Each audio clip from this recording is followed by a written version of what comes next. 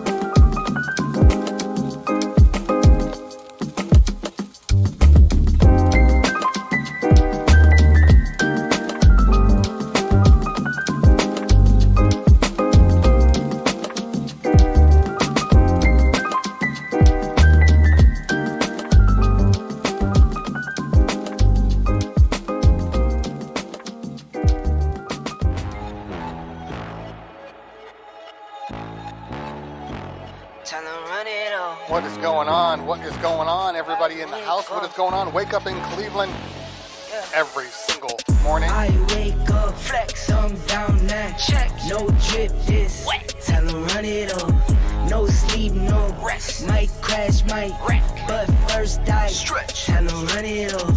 I wake up, flex, thumb down now, check, no drip, this wet. Tell them run it off. I wake up, flex, thumb down now, check, no drip, this wet. Tell them run it off. What is going on? What is going on? Wake up in Cleveland. Not even wake up in Cleveland anymore. Tech damn Thursday.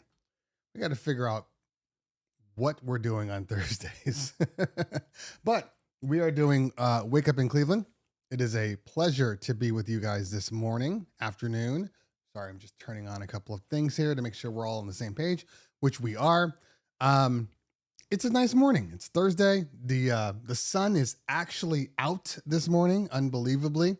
It's like the first time that it's been out in Southern California in a long time. We'll see how long it stays. Maybe I will actually get my car washed. I have not washed my car. I have not done anything with my car. It's been bad. It's really dirty, but every time I go to wash my car, it's like, I think it's going to rain. I think it's going to drizzle. I think it's going to do whatever. And I just tend to not do it. Hey, man, car washes aren't cheap anymore. So I think I'm going to get my car washed today. Hope everybody's having a fantastic job. What am I wearing today? The DJ plug. I didn't even know I was wearing the DJ plug shirt. I thought I was wearing a different shirt. I just threw it on literally right before the show. Got to figure out a way to make sure that this is out of the way a little bit here. I think that's better. But I actually do like the DJ plug shirt. It's actually one of my favorites. Although, to check in, the ruckus in the building, what's going on? Although, I don't know. It's getting a little tighter on the arms. I've been hitting the gym a lot lately. For the past month. Feel great. No complaints about that. Where's my computer? I need my computer to answer questions.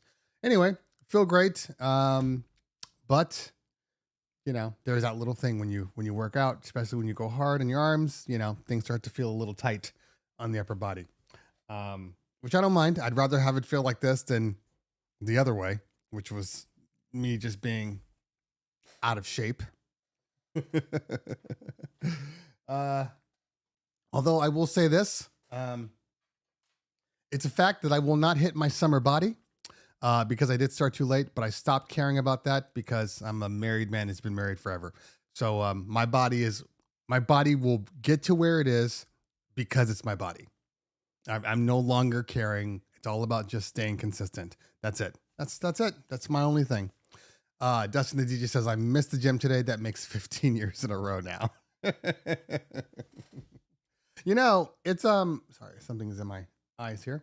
It is actually, I want to say it's probably one of the most important things that, we can do as mobile. And it's, I know some people aren't mobile here, but as mobile DJs, it's one of the best things that we can do. Reason being is because, well, you know, first off, we're not getting any younger. That's the first thing we should always assume. We're not getting any younger. So we need to keep our bodies in a position to where the dumb things don't happen. Because I found out, I mean, I didn't find out. It's just the facts of the matter. It's not the consistent things that you do that cause the injuries. Like, oh, you know, I went to go pick this up and I tweaked my back. It's usually never that if you are staying active. It's those little things. Oh, I haven't worked out in a while. I've been sitting around and then I go to pick up a speaker. I go to pick up something and my back. This. And that's usually when we get the problems. And I've found that normally speaking, when I tweak anything on my body, it all has to do with the fact that something was heavier than it should have been at that point in time, or maybe it was in a weird position and I'm pulling out a bag and I'm pulling out a cord, or I'm pulling out something and it's kind of stuck in between something else, and you pull it, and next thing you know, you're pulling it this way and it's awkward on your arms. And then, next thing you know, your neck is having problems. Because I get two problem areas in my body. Always have. That is right around here and right in the back, which is like right there. Right there. They're actually connected, those muscles. I'm all of a sudden, I'm Sean Connery. They're all connected. And but that is a point where I have to make sure that I strengthen my upper back and my shoulders. And because it's never the arms, it's never the chest, it's always the thing that you don't work out. So I'm looking at a thing. Tony says exercise, stretch, see a chiropractor, and get a massage. I agree. I have I can't do massages all the time. I got 3 kids. That just doesn't happen sometimes. But what I do now, which I did not do before, and I think it's done wonders, is those massage guns. After my workouts now, because I work out hard. I mean, I work out for about 90 minutes when I'm in the gym. And that's all just like resistance training. I usually do another day for just cardio. Like today, I will go out and run today. Need to start getting back to the pool, but we're not there yet. I just don't want to. I don't want to be at the gym too much because then you mentally burn out, and I'm just not there right now. But I do have one of those massage guns, and right after I work out, when I get home, I hit the muscles, and it's done so much for me. So much, because the one problem was my back, that upper muscle, and I hit that, and honestly, it's done wonders. I hit all my muscles and stuff, and I felt really, really good. Yeah. So just things. I think that in general, as DJs, I'm gonna say something controversial. There are a lot of DJs that are definitely fit, but I would say the pendulum swings to the other side for most of the DJs. I think most DJs are out of shape. And that has been my experience from traveling around the country, seeing DJs, seeing how they are. And it appears to me that most DJs are not in peak physical condition. Not a jab, not anything, just kind of a fact. And we know why. It's bad situations.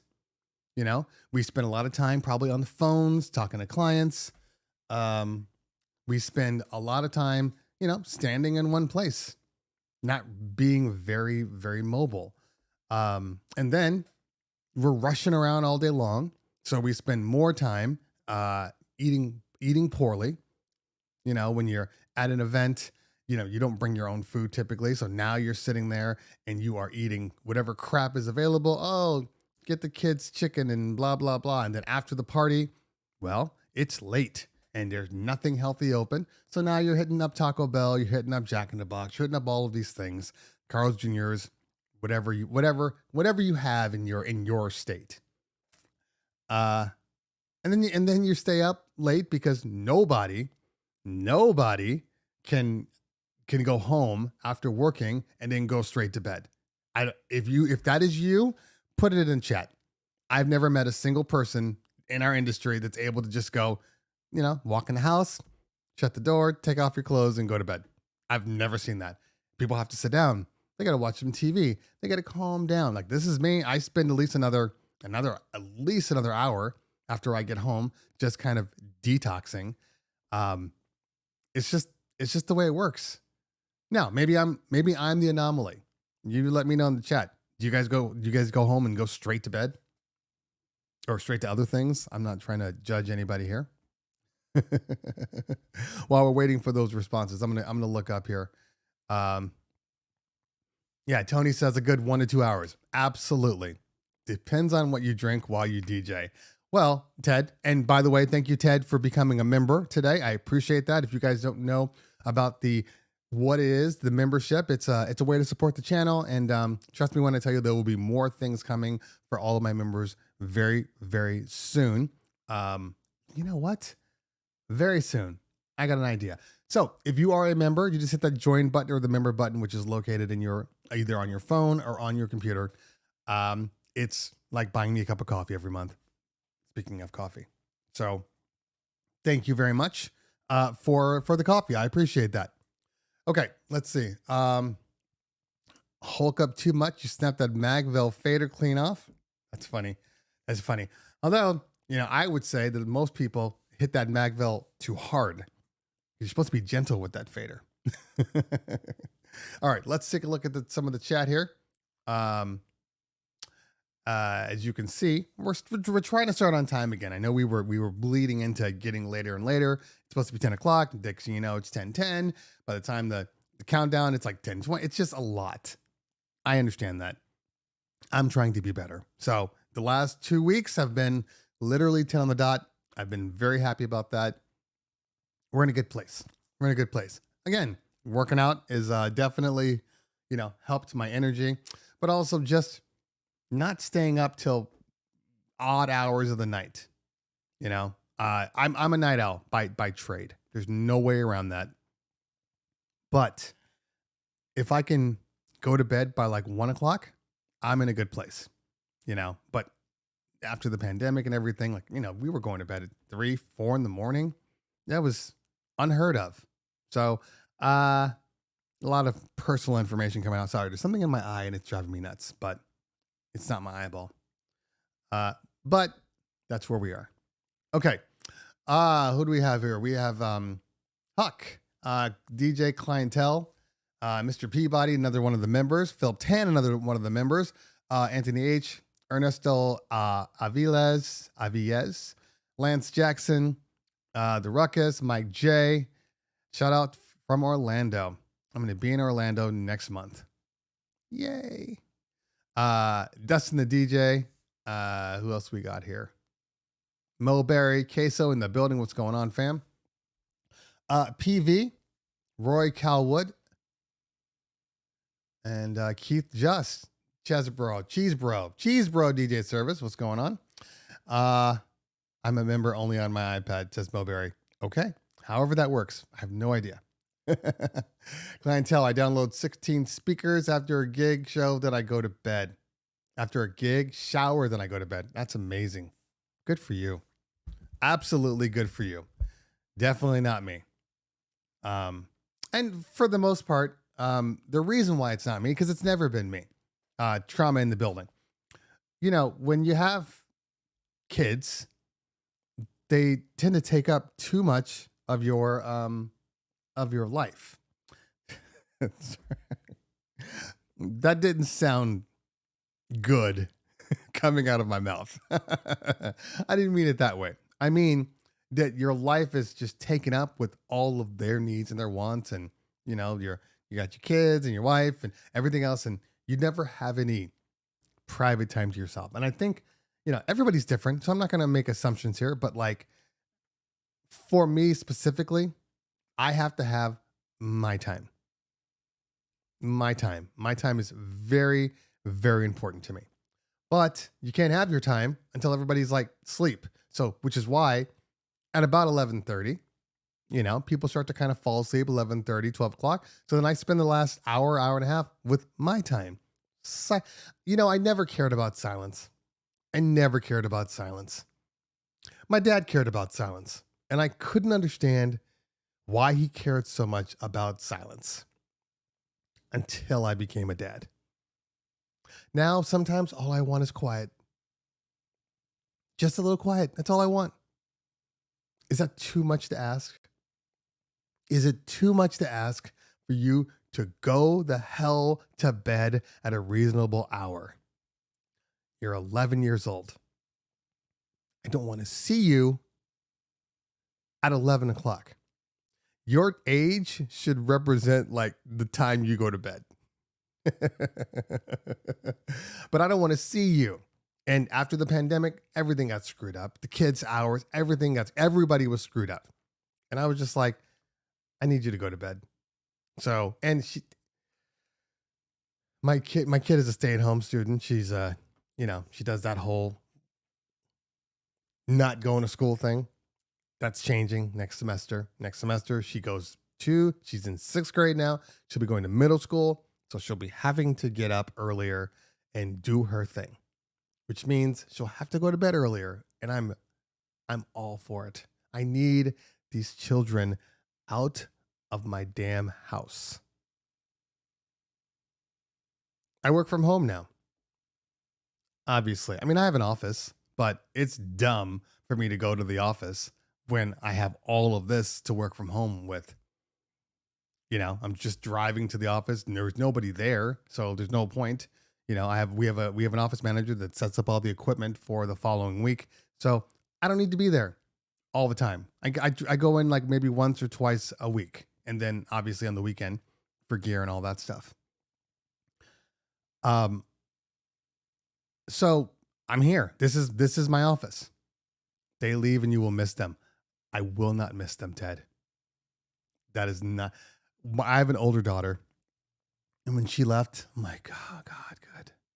You need to go. Now, my wife, on the other hand, completely opposite. She needs all the kids in the house all the time. I don't. That's not my job. My job is to get them ready to be independent and to be able to go live their own lives. That's my job. That's my job as a dad. Hey, Ernesto, they know this isn't a joke. They know how this works. Look, I don't know if you know this, but what you see is what you get. I'm honest. I grew up in a time that my parents weren't even around. I was a latchkey kid. It was me and my 4-year-old or older brother that were at home all day until my parents got home. My in the earlier part of the time, my dad was a bus driver, my mom was a bus driver. So they worked all different hours. So we would be alone, up until 7, 8, 9 o'clock at night. It's not a thing that I even think about because we were always, on our own. The issue is these kids aren't on their own anymore. We spend all this time always around our children, always with them. I think that has a little to do with how sheltered and how bubbled they are and how they're just not used to having to do things on their own. It's just not the same. It's not the same. And it's not even something that I can make happen. Like, it's done. That latchkey kid situation and all that stuff, it's just done. It doesn't exist.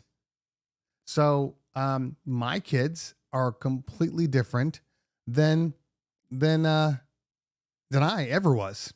Now, I've accepted it. I've accepted that they're, overly emotional and they try. My oldest daughter is the funniest because she is, she's always been kind of that social justice warrior. And, the one thing, I think I've said this before, the one thing that she's really into is, labels and all the things that, people need to do to kind of feel, a whole and feel like they're themselves. Okay. Whether it be pronouns or whether it be,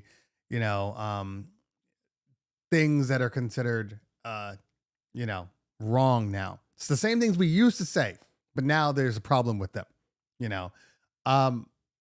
she gets on me all the time.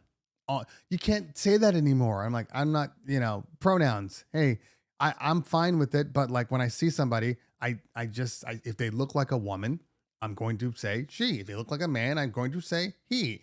And if I knew them before, it's hard for me to just switch it over and, assume this new, gender profile, what have you. And she gets on me. You can't do that, Dad. This is what they want to be called. This, and I'm like, I get it. I understand what you're saying. It's just what it is. It's hard. And it's, I don't condone racism. I don't. You're racist. You can get the hell away from me. We don't have anything to have a conversation about. All right. That I think we can all agree with. All right. What a lot of people can't agree with is I don't actually have a problem with 80-year-old racists, 90-year-old racists. People are like, what do you mean? I mean, a racist is a racist. How do you, I don't have a problem with that, because that was the generation they came from. And if you expect me to just change a pronoun all of a sudden out of the blue, this is what we're doing now.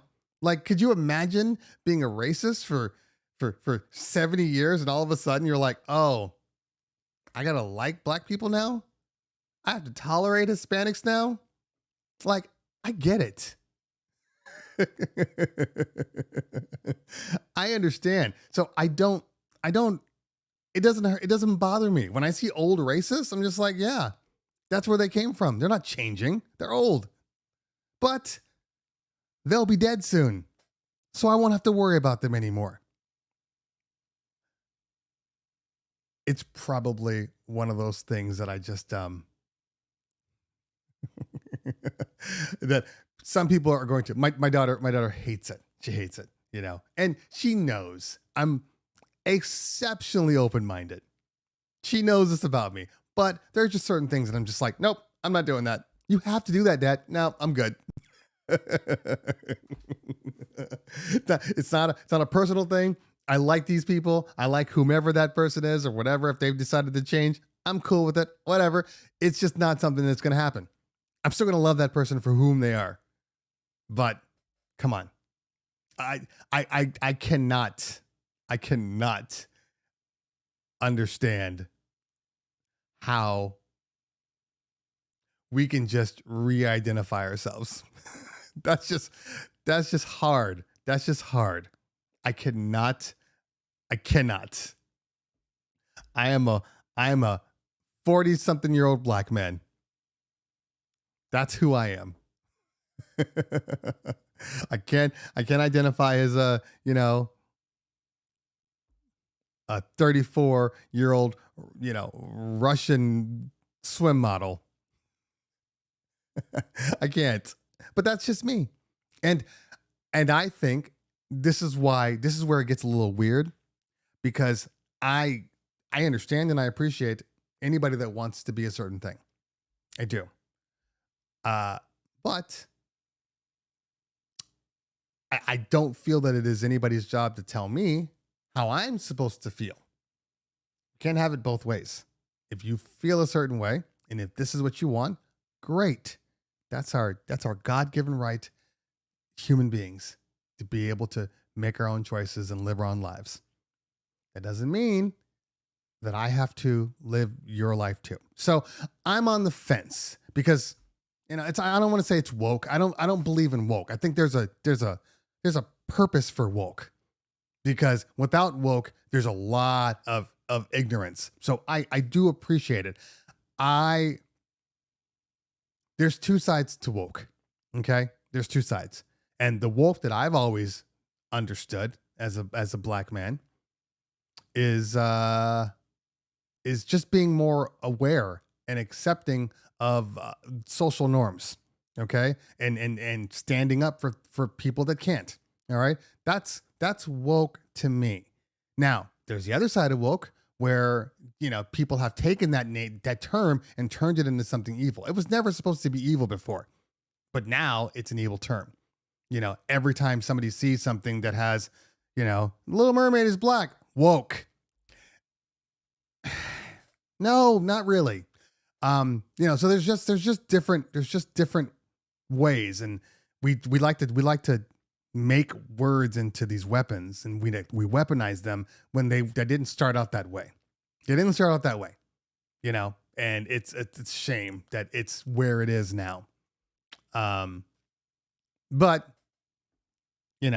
I obviously love my children and will accept anything that they that they have or that they do, it is what it is. I mean, my older daughter went through tons of phases when she was in school, and, she had her own issues, and we were just like, hey, as long as you're still alive, we're fine with anything you do. You like girls? Cool. You like guys? Cool. You're alive. That's all we want. Healthy children. Children. Okay. I see people talking about technology. That's usually when they're like, you're talking too much about your own stuff, Cleveland. Can we get back to reviewing products? And I say, sure, we can.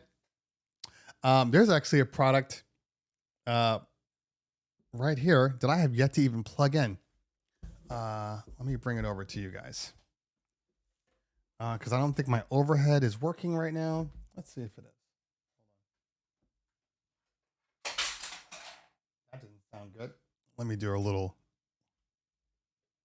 Sorry, boys and girls, whatever pronoun you identify as.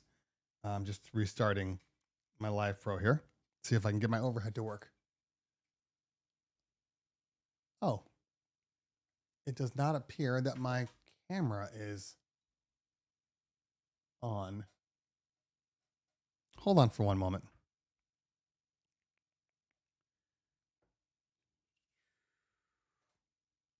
All right, what is going on, everybody? It's your man, Cleveland Terry. We are at the Chevet booth, and we are checking out some of the new stuff that they have. First off, I got to talk about this guy right here. You know what this is? This is the Gig Bar case. It is a hard case. Hard case. Go ahead, open it up. Open it up. Oh. It is about damn time. About damn time. Also, I want to show you something else because I'm shocked. Remember in my video last time, guys, I talked about the fact that the Gig Bar Move was cool with the ILS, but it needed its own controller. If I didn't want to rock the Gig Bar, like maybe I just wanted to rock some totems. Guess what? Bam! Bam! ILS command. This is exactly what Chevet needed. Exactly.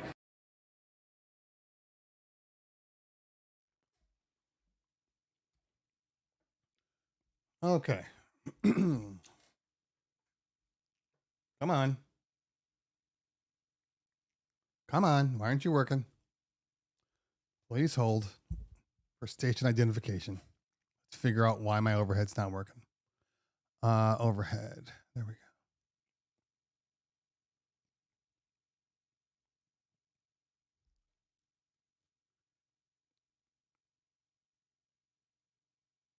Where is my overhead?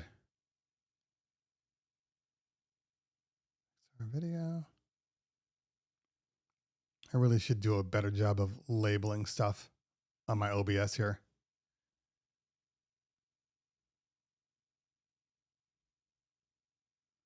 Okay.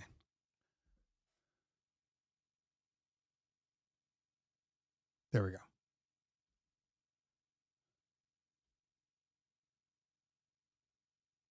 There we go. Okay.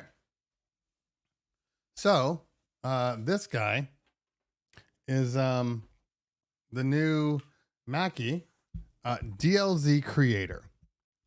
And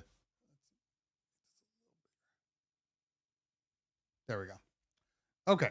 You know what? We should probably plug it in. Should we plug it in? Let's plug it in. We're not going to do a sound test on here. I don't think so. Maybe we will. But I did use this particular mixer at NAMM, and I thought they did a really, really good job on it. So let's plug it in. Do I have any more plugs here without breaking anything in the bank? All right, let's check this out. Hold on. I don't know what I'm pulling out. Pause. We'll see in a second. Okay, nothing's dead. Mackie made something without green lights. That's hilarious. What if I told you this whole screen is green? Hold on.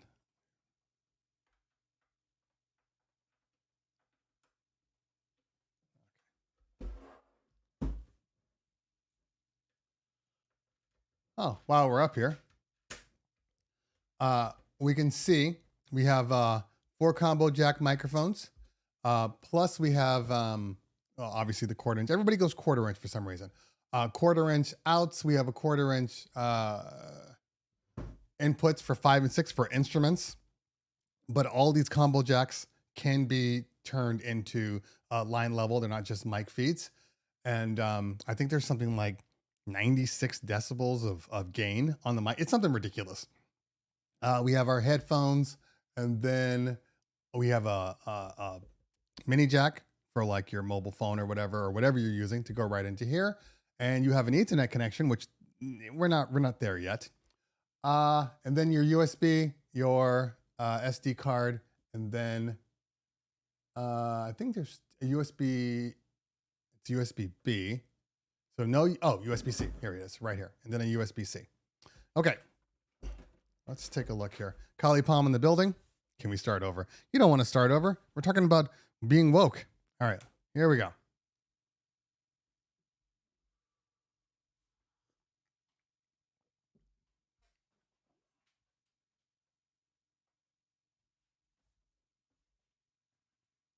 Of course, I haven't opened up a firmware or anything like that.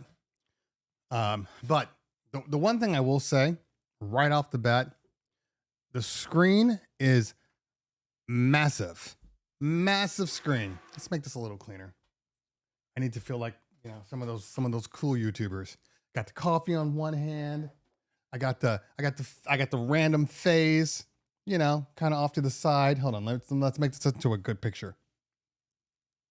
There we go. There we go. I got some technology with the AirPods. I do have to move the toast out of the way though. The toast is tacky. And let's put the phone over here. There we go. There we go. Now it's still loading up. Like I said, this is the first time I've turned it on. So who knows what's going to happen. The one thing I will say, first off, you have obviously all of these pitch faders here, line level faders, and they're really, really good, really smooth. The most important part is, you have your sound effects, just like, your Podcaster Pro or the Mixcast from Tascam. You have your buttons here, and then you have a dedicated master volume. That is not found on any podcast board that I have used yet. This is the first time for that. Okay. So we got basic, we got easy, enhanced, pro. If I were to plug in my mic, I don't think I'm going to be able to do this. I don't think I have enough cord, but the one thing, it's big. It's much larger than like the Rodecaster. I think the Rodecaster is probably like right here, but look at the size of this screen. Simplify controls. I think I can change that later.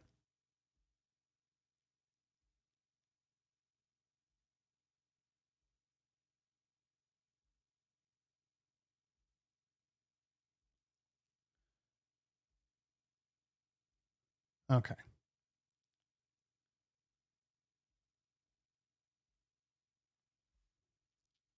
All right. So we can do next.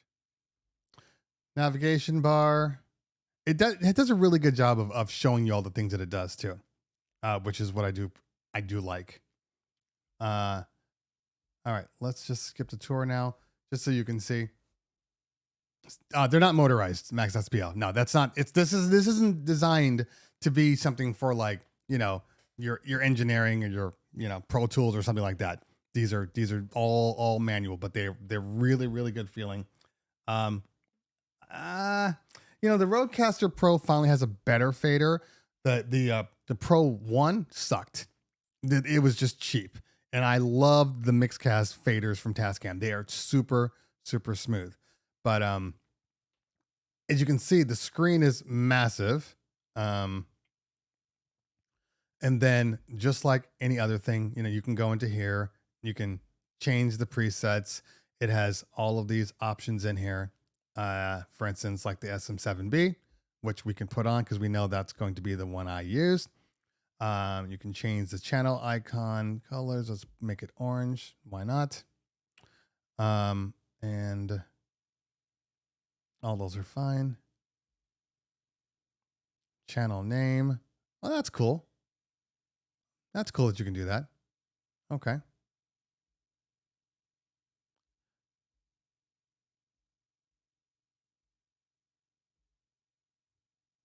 Bypass all processing. We're not going to worry about that. And yeah, so it's got the label right here. So that's great. Microphone setup. And this is where we can change what the inputs are: dynamic mic, condenser mic, the line input, instrument input, so on and so forth. You know, and there's the SM7B, which I will select right there. It has all the presets of like the most popular boards. Obviously, there's no level, but it has this plus 48. The input level is set to plus 55 because I believe that's what they think is what is needed for the SM7B. I tend to agree. It takes a lot of power for the SM7B. Yeah. So a lot of different options here. Like for me, 1 and 2 would be microphones, but then 3 would be a line level instrument. But it does have your ability to set it to broadcast, to call in. Like if you have a phone, if you set it up for the phone, there is a dedicated Bluetooth, but for this one, you know, we would say that this is line, but there is a music one too. What's music? No. Put that line. And then we can bypass all processing online because we don't want to mess with any of that stuff. So anyway, and as you see,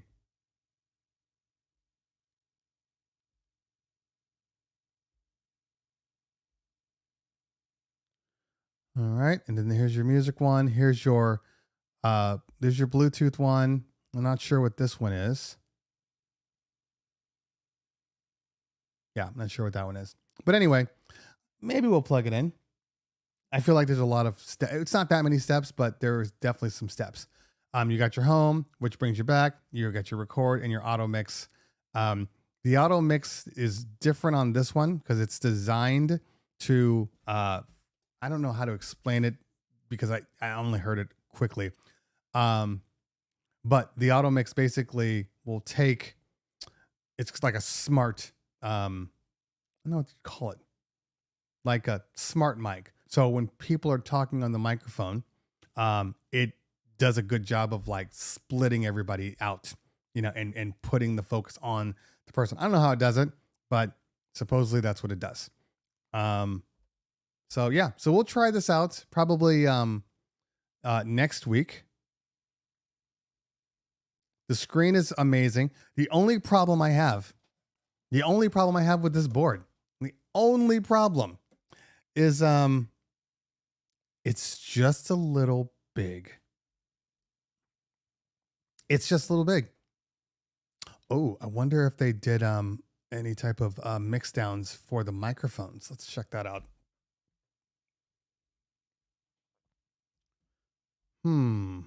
How does one do that? Because here's the volume. You can see it's going up. Let's see if I click on it. Can't click on it. Because that's one thing that I know only one podcast machine ever had. And that was, which one was that? That was the live track. The live track from Zoom. Yeah, that was the one that did it.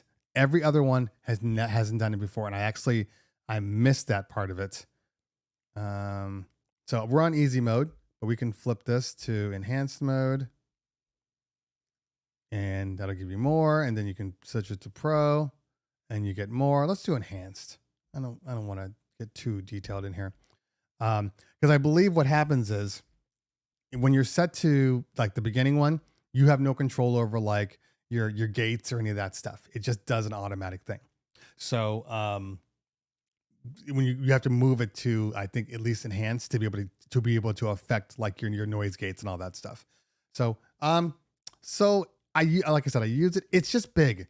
I gotta find a place for it. It's big. It won't sit on this table properly because this guy here, this is normal laptop computer stand. I can't put it on here because it's too deep. So it gets top heavy because the screen is all obviously up here and slides off, which means it's got to be on its own level table. So it's probably the only problem that I have with it.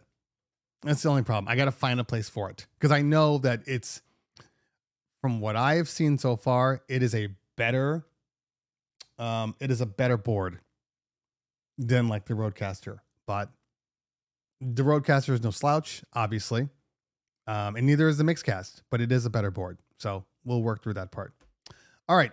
Let's answer some questions, or if anybody had any questions.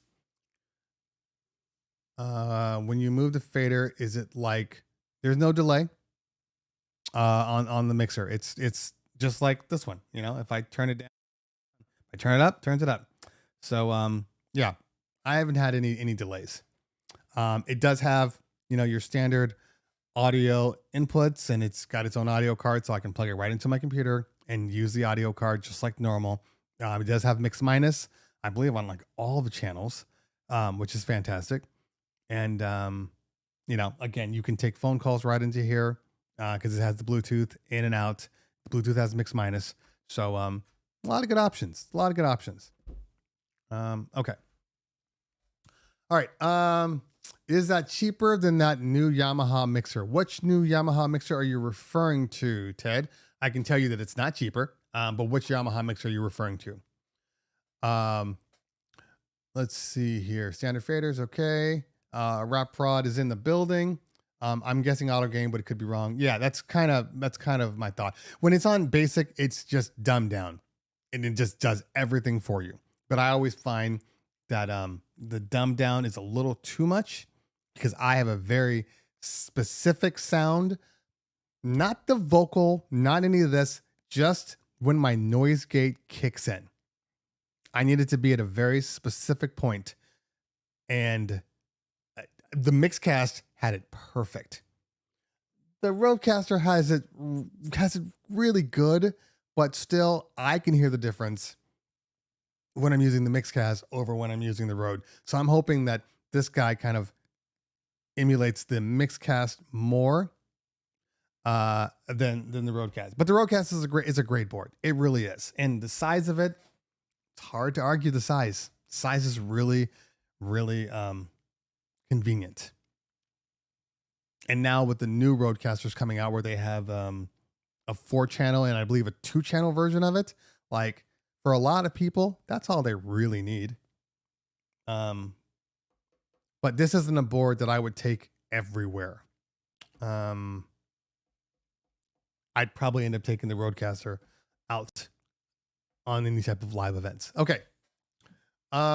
Let's see here. Ted is talking about that one. What is Ted talking about? Let's go back up and see these people talking about tech. So annoying. Okay. Let's see. Schmack. He was answering somebody else. Okay. High Def Steph.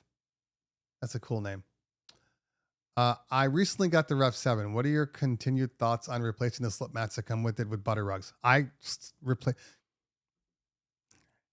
my videos, people. The first thing I did in the video, not the first thing, but like halfway through the video, I replaced the slip mats. That was the first big thing. Haven't looked back. Have not looked back. It's just better. And it's not about the smoothness. It's about the friction. Normally when you're talking about turntables, when you change the slip mats, you want to remove friction, but I'm adding friction to the jogs by putting in these felt slip mats, and it feels better, feels more like turntables. And I think a lot of people when they're complaining, oh, it doesn't feel like this, doesn't feel like that. I'm like, have you done anything to try to affect the feel? Or are you just complaining? There's a lot of complaining going on lately. and which we'll get into in a second. But yeah, I don't know. I don't know. People, they don't want to try. They don't want to fix things, or, you know, I don't know, try to make them better. I'm a little confused at you know, why DJs are like this. We're supposed to be DJs and problem solvers, and it just seems like there's a lot of lazy DJs out there. How do I get a 28-year-old woman out of the house? I don't know, man. My daughter's 24, soon to be 25, and when she left, we made it hard for her because we changed her room twice.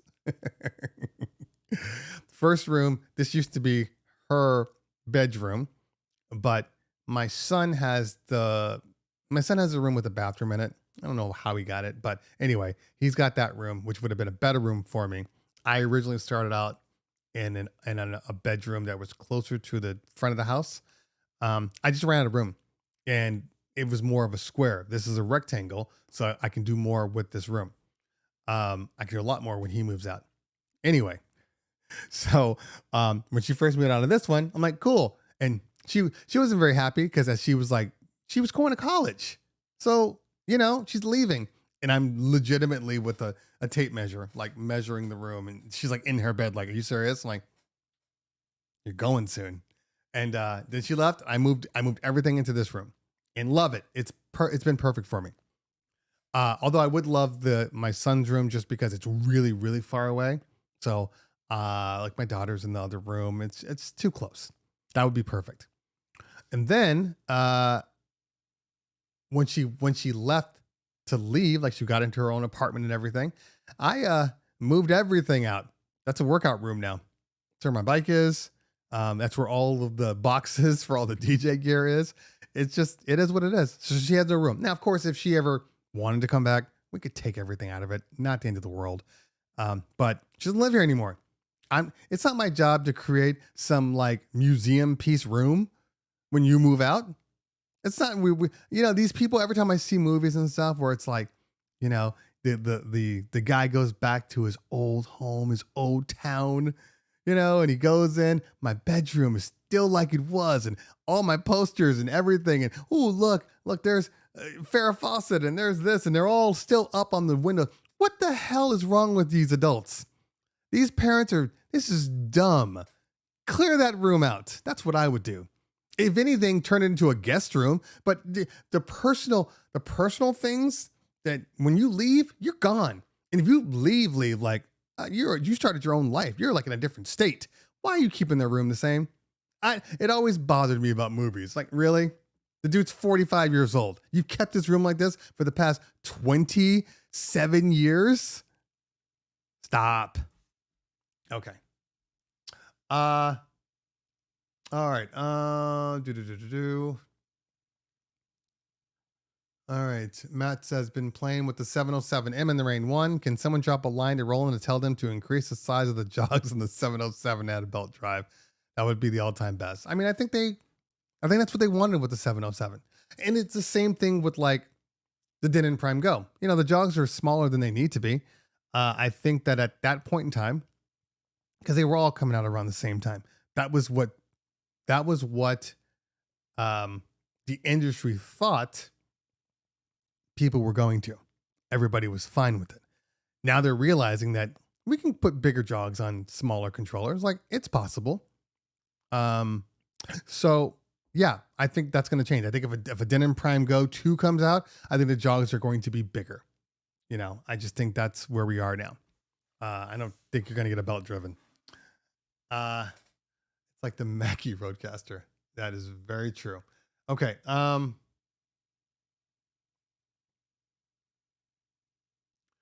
am constantly updating my systems, but I'm more of a turntable guy and less of a controller guy, but I do have a Rain 1 and thinking about a Rain 4. Well,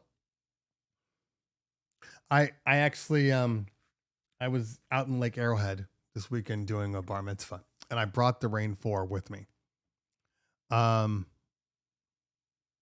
Okay.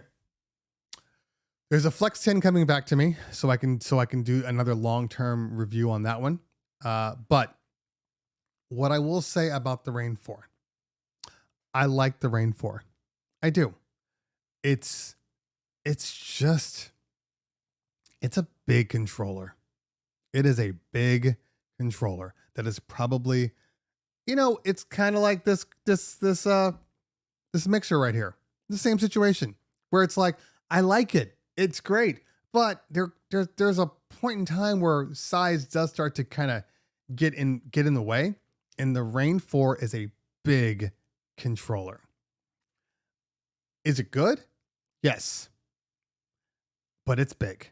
So that's my biggest issue with it. And a couple of little quirks here and there that that for me change things a little bit. But I used it all day. It was a long party. I was there from like 9 o'clock till 5. So I was able to really kind of get into the details of it. It's good. I don't love the mic. I don't love the mic. I think the mic inputs on the Rain 4 are the weakest link of the entire board. But I know a lot of people use mixers. I don't use mixers as my default. And one of the issues for me is if I have to think about bringing my mixer to every single event, I'm not going to use that product because I'm all about convenience. That's me. I'm all about convenience. And if things start to inconvenience me, I kind of get over it. So that's really it for me. Besides that, it's a great board. It's got a lot of functionality, a lot of cool stuff. And I have no complaints over it. It is what it is, though. Okay. All right. Let's see what we got here.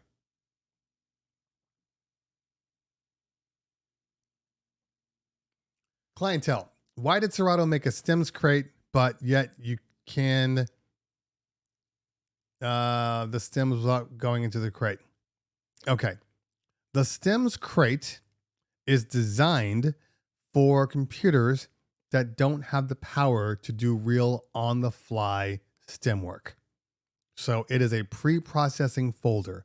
Anything you put in that folder will essentially make a duplicate of that file that's already broken out, or it's not even a duplicate because there's like 4 different versions of it. That will just sit on your computer. So anytime you go to run that, not even that song in the folder, but anytime you run that song that has attached itself, it's created its own little link to it. It goes to that. So for a lot of people that don't have good graphics cards, it's kind of important. I don't care about that folder. I never use that folder. I wish there was a way to just kind of hide the folder because I don't need to see it. I'm using an M1. I don't have a problem going stems in real time. So, yeah, there's that. And I have seen now, I didn't personally realize how bad it is for some people, because people with slower computers out there, so I had a bar mitzvah on Saturday and a wedding on Sunday. A wedding I was doing the ceremony sound for, but I was also a guest. There came a part in time when a band came out, and it was like a, I don't know, New Orleans kind of bluegrassy band, and they came out and they were playing all these popular, contemporary songs, but it was all instrumental, and the horn player would play like the lead singing part. And I said, God, it'd be cool if like you just stem the vocals and then just play along with it, give them some extra dynamics. So the DJ I had there didn't get it. So I kind of went in there and started to mess with stems. He has I think somewhere maybe like a 2014 MacBook Pro. I think it's around there. It's not a 12. So it's somewhere between, that body style between 13 and like 16. Anyway, so I went to go to acapella mode, hit the button, and nothing was happening. It was just dead space. I could see the waves, but nothing was there. And I realized, oh my God.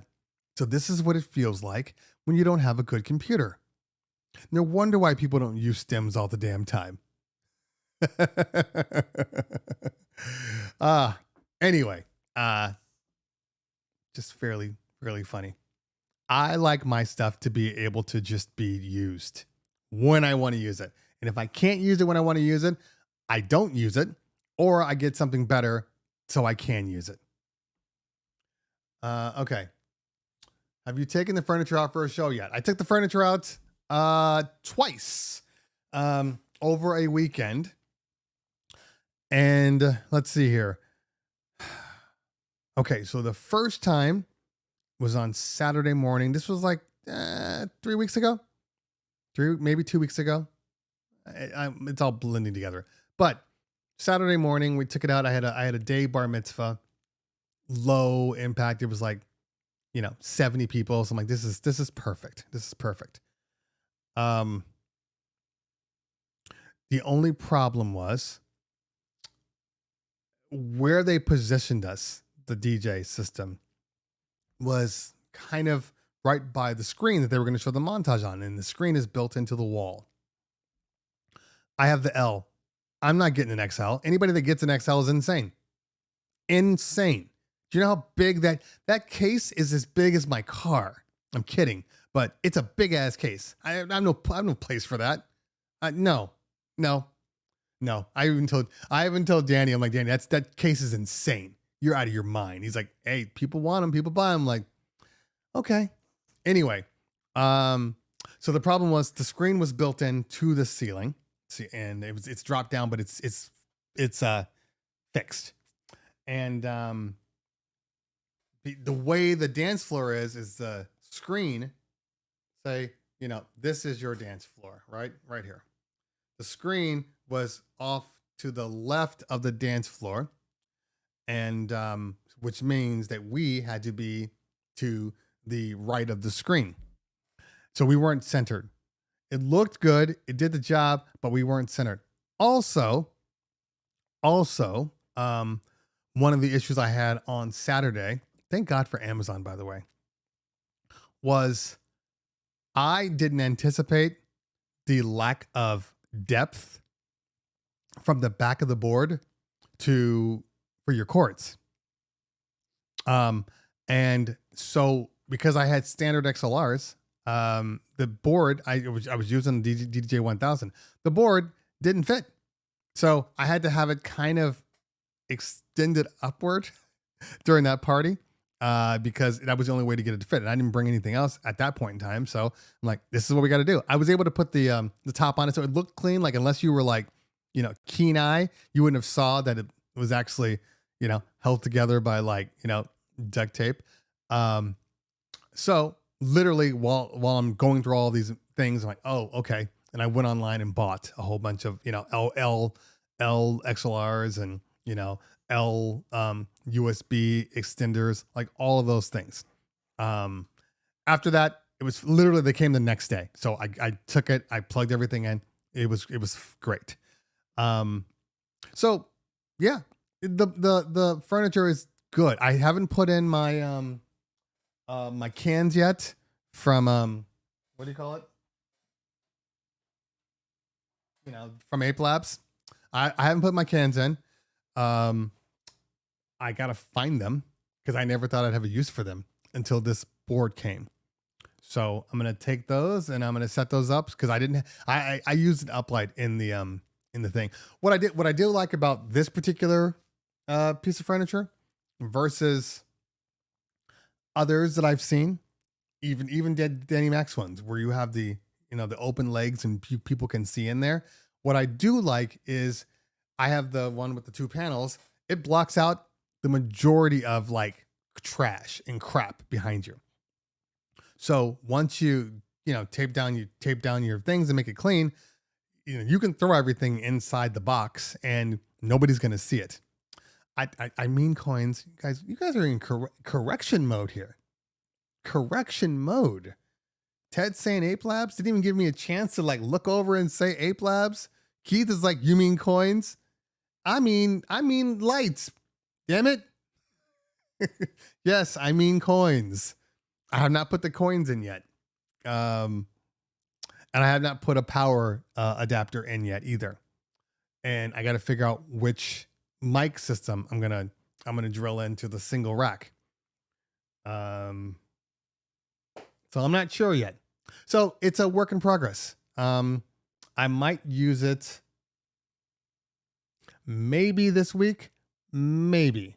I'm a one man, and I don't know that I want to do everything as a one man that way. So I probably won't use it. You know what? Let me check out my my weeks when I can use that and when I can't. So not this week. No, definitely not this week because I'm after the party. I'm doing a grad night, so I'm not even going to bed till like 3 a.m. And then my kids have their dance recitals that I'm a part of. So and that starts at 10 o'clock. So I'm not going to be home until 4 or 5 and then sleep for a couple hours and then dance all day with my children. Don't ask. Okay. Let's see here. Then I'm at Peterson Automotive. Okay, I could bring it there. Father's Day. I'm at Casitas. I will definitely bring it there. Okay. All right. I'll have a couple more times. I should have a video out. I should have a video out for that by the end of the month, and I will let that thing run through as a featured thing throughout the month. Yeah. So I do. And, look, long story short, so far, so good. The one thing that I don't love is the size of the totems. Not the totems specifically, the size of the case. They're humongous and they take up everything, all the space, So in my truck, I was concerned with the normal cases, but once I put the cases down, I realized it's basically the same size as if I were to put like my fast set table in, maybe my Ref 7, on top of that. It's about the same size as that. Audio One in the building. What's going on, fam? Good to see you. So when I put the cases in, it didn't really affect my truck. It didn't affect the spacing in my truck. The totems, however, the cases are just like these humongous square boxes, and they're like this deep. They just take and there's 2 boxes because there's a box per totem. Now I usually build mine with the Global Trust. Build a totem. You got the pins, you got the poles. You just stack them, put them in. That's normally what I do. But look, there's no doubt that the totems look good. The only problem is, it's the case, and they do take a little longer to set up, and they don't fit your standard like chevet uplight. Like you would have to have a different kind of uplight. So there are little things that are going to probably prevent me from using them all the time. Yeah. Soft cases, huh? That would kind of scare me a little bit. Because I feel like soft cases, you might introduce scratches into your case. And if you don't want to scratch that up, it'll look like trash. Yeah, clientele says I have all my accessories in my case. No, I get it. And that's how it'll end up. All I want to do is drop down, in reality, I just want to drop down 1 power cord, and obviously you got to drop down XLRs, or you're running them up to it. So yeah, that's it. Just 3 cords. That's kind of the plan. God, guys, come on. I don't want to do record box versus Serato pros and cons. I feel like we'll get back to that one. Every so often, I will go into a, because people do ask a lot of the same questions. I get that. But in all honesty, and this took me a long time to get to, it is a personal preference. It is absolutely a personal preference. And I'm not one to tell you what to use, and I don't care what you use. I no longer even care. Like if I see you up there and you're using virtual DJ or you're using whatever, I don't care. Rick Lee, what's going on? You spelled my name wrong. Let's see here. Drop down XR leads or a custom patch panel is a huge help. Yeah. I mean, look, it's to me 3 cables, not that big of a deal. Power cable and 2 XLRs is not going to kill the world. I don't have to, do a mod just so I can snap in my cable for a second. As long as they're easy to just pull down, I'm good. It's not a big deal to me. But everybody's different. I know people that are like, I need it to be exactly, and I don't even want to see a power cord. Like I ran my power cord, blah, blah, blah. Like I get it. I know some people are obsessed. That's not me. Maybe that's why, it is what it is as far as like the way I review and, the people that watch my videos. Maybe it's because I'm not obsessed that it's actually more because I think a lot of people aren't obsessed, because I've seen those obsessed videos, you know what I mean? And they're like, oh, I do this and I do that. And I took my saw with a, 4-inch bit, and then I put a hole in it, and then I put this, and like, go ahead, man. Go ahead. Do your thing. I don't want to do all that. It's not that hard to go. It's not that hard. And, when the thing already has holes in it at the top, it takes all of 30 seconds to drop the cords down. Like that alone to me, I'm like, oh, that's pretty clean. I've seen people they have them strapped to the corners and they've got everything Velcroed and everything. I'm like, great. That's great. That's great. Yeah, I probably won't go a Furman adapter. Just because, who knows? We'll see. I used to go Furman. I think I want to keep my mic in there. It's only a 1U.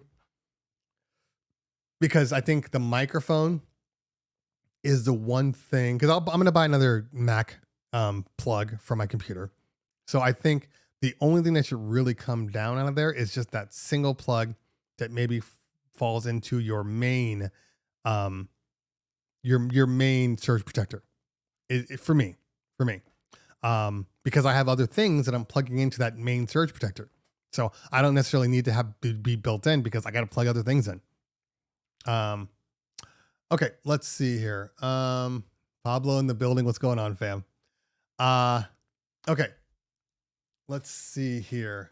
There was one more question earlier on that I want to answer.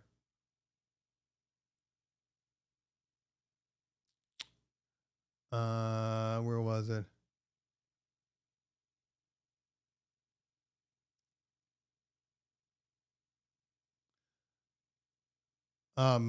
What do you think about the Vision Pro? I think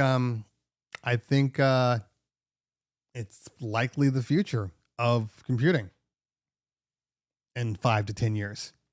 I think that what they've done with it, the technology behind it, is absolutely amazing.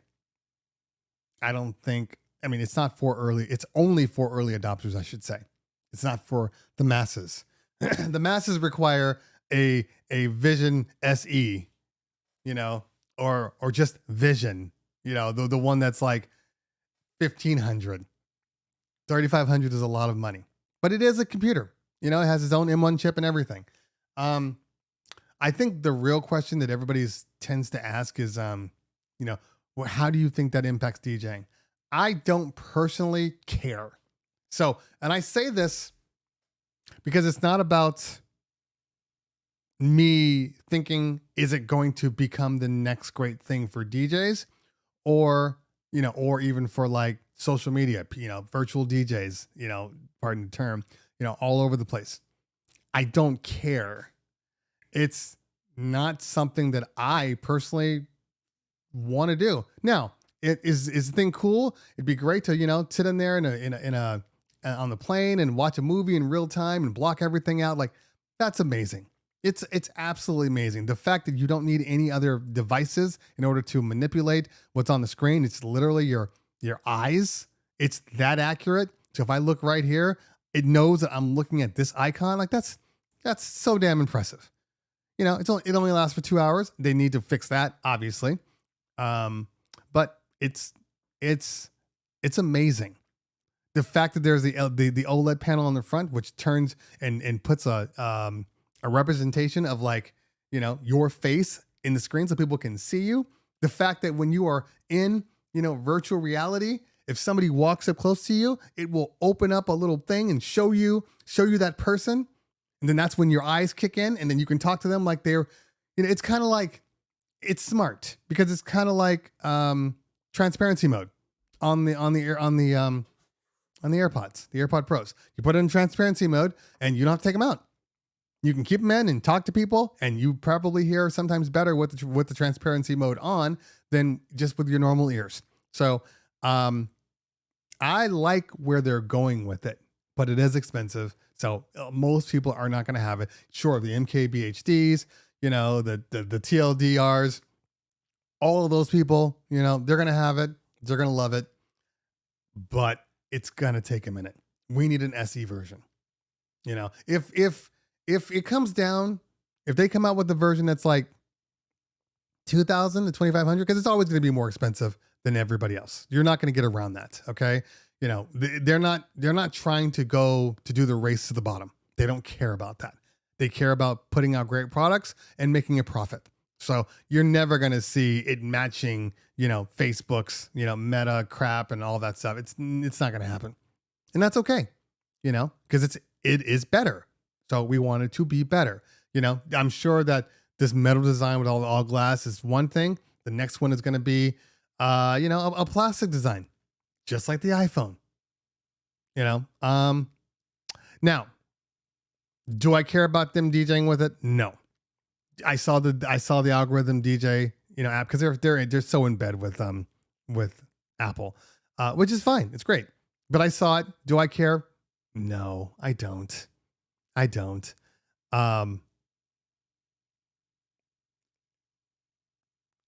There's a certain point where things are productive and things are gimmicky.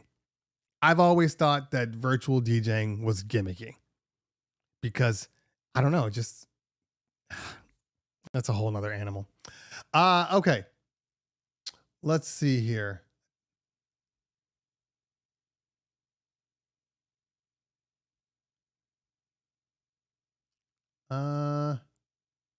Groove Tonight says I use an external mixer at every gig because my controller does not have enough gain or control. Any recommendations for a controller with good mics? In all honesty, I haven't had a problem with any of the newer Pioneer devices. The Rain 1, I didn't have a problem with that one. I don't know. Something's up with the Rain 4. I might have to send it in. But yes, my Rev 7, I haven't had a single problem with mics on there. I didn't have a problem with my DDJ 1000. The last time I had a problem with microphones was with the SX2 because it just had horrible preamps. But besides that, everything else has been good. Every time I plug my mic in, haven't had a single problem. Okay. Pablo says, watch your Flex 4 video a couple times as far as sound quality. Flex 4 versus Rev 1, same. They're the same. It's literally the same components. The only difference is paddles. I dig the paddles, but Flex 4 features are kind of hot. They're both good. They're literally pretty much the same. The difference is, the paddles and some of the implementation, but they're the same board. But I like paddles. I still have the Flex 4 here, but I do like the paddles. Okay. I heard that Rev 7 is belt driven. The Pioneer website didn't say. Rev 7 is not belt driven.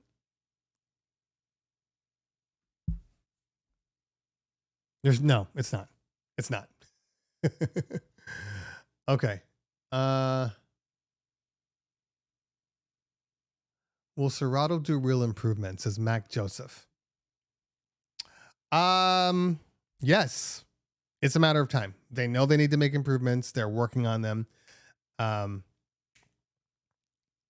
It's coming. Do I have any real information on when it's coming? No. Do I have any real information about, what's being added or how they're doing it? Absolutely not. But it is coming. And it's coming because they don't have a choice anymore. Everybody else does things that have been proven to be almost most needed features. Can't live without features. And the more I use other programs, the more frustrated I get with Serato. But I still like Serato. If Serato can make a couple of tweaks, I'll be just fine. I don't need my software to do everything on the planet. That's never why I DJ'd. Software should be, I mean, look, use your software however you want to use it. And if you're a power user of said software, go right ahead. But to me, that software has never been the most important part. I mean, it's important, but it's the conduit for which I DJ. So you need it, but I don't need it to have every bell and whistle. You know, I want my streaming to be together. I want to be able to search my playlists. I want to be able to, reorganize my playlist. I want to be able to,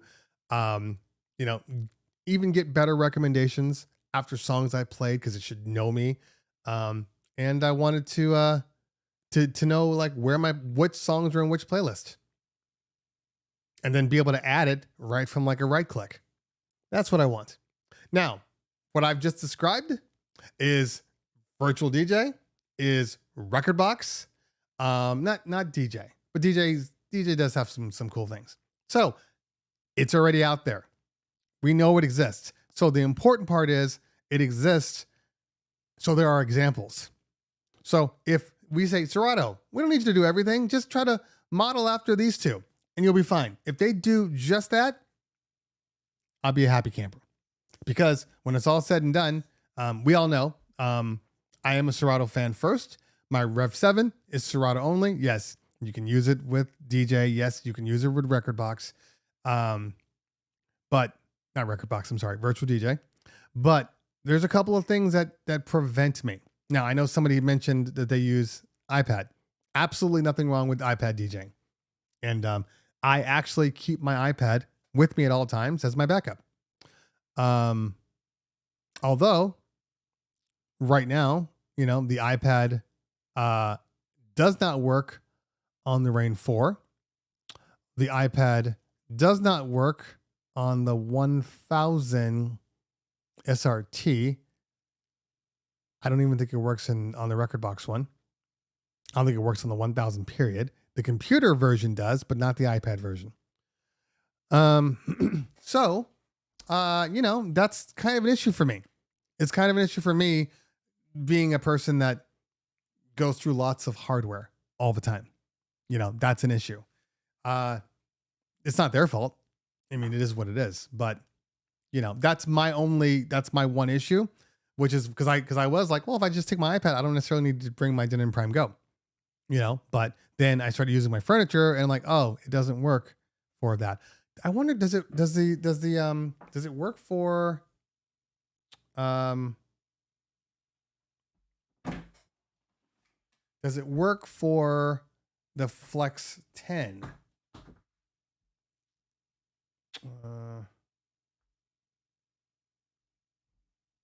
See here, DJ.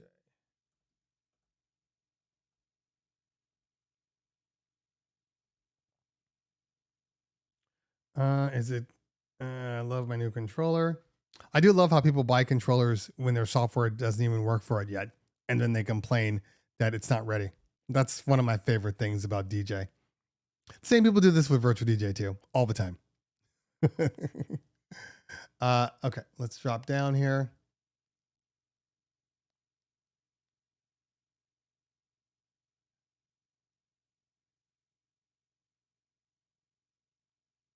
Client tells us virtual DJ has all the features that Serato is not implementing. However, Serato is a KISS method software. So here's the thing. I don't care what virtual DJ has. I don't. I'm not moving to virtual DJ. Do I appreciate virtual DJ? Absolutely. Do I want to use it on an ongoing basis? No, it doesn't work for me. Not to say it doesn't work for everybody. It just doesn't work for me. But I can appreciate it. And when I review it and I say, hey, these are the great features that it does and this and that and this, that, great. But the GUI and the workflow does not work for my brain. Just doesn't. So that's why you'll never see me like being I only use virtual DJ guy. Because obviously, using virtual DJ would solve most problems. It'll work for everything I'm using. No. Okay. Serato needs to get on mobile. Them not being on has helped DJ. Virtual DJ is not on mobile. Rekordbox just got on mobile. It's not something that people think is a priority. DJs, as functional and as great as it is not moving people over by the boatloads. Most people are doing what I'm doing. Like they bring it in as it's a backup. It's something that I can use in a pinch. But I'm still going to go back to, my Serato or whatever my go-to thing is. I have DJ both on the iPad and on the computer. It works well. It does. The only issue that I have, and now that I have the WMX1, which is another thing, by the way, the people with the furniture, because the one thing I did notice that I don't love, is the computer stands are a little big. So I'm like, one computer stand is all I'm willing to put up because they're humongous. But I do have my WMX1 too. So where does that go? So I got to figure out where I'm putting things, because that was the one thing I'm like, I don't have that extra little space on the side that I normally put, like, and I know they have the space designed for, like, the Ape Labs controller. But yeah, now I need a spot for that. So I gotta figure that part out. Okay. They're gonna sell the company to Pioneer. That's hilarious. That's why I wanted the L, and then when I saw the big ass case for the XL, my wife got scared because she thinks it's a coffin for her.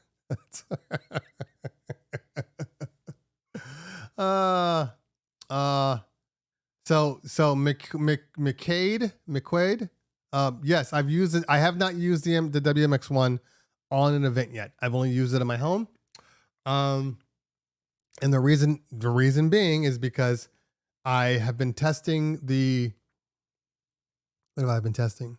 The Chevet Gig Bar ILS, and I've been not the actual command ILS command yet, because they won't have those for me until July, but just the ILS controlling the 2160s that Chevet sent me.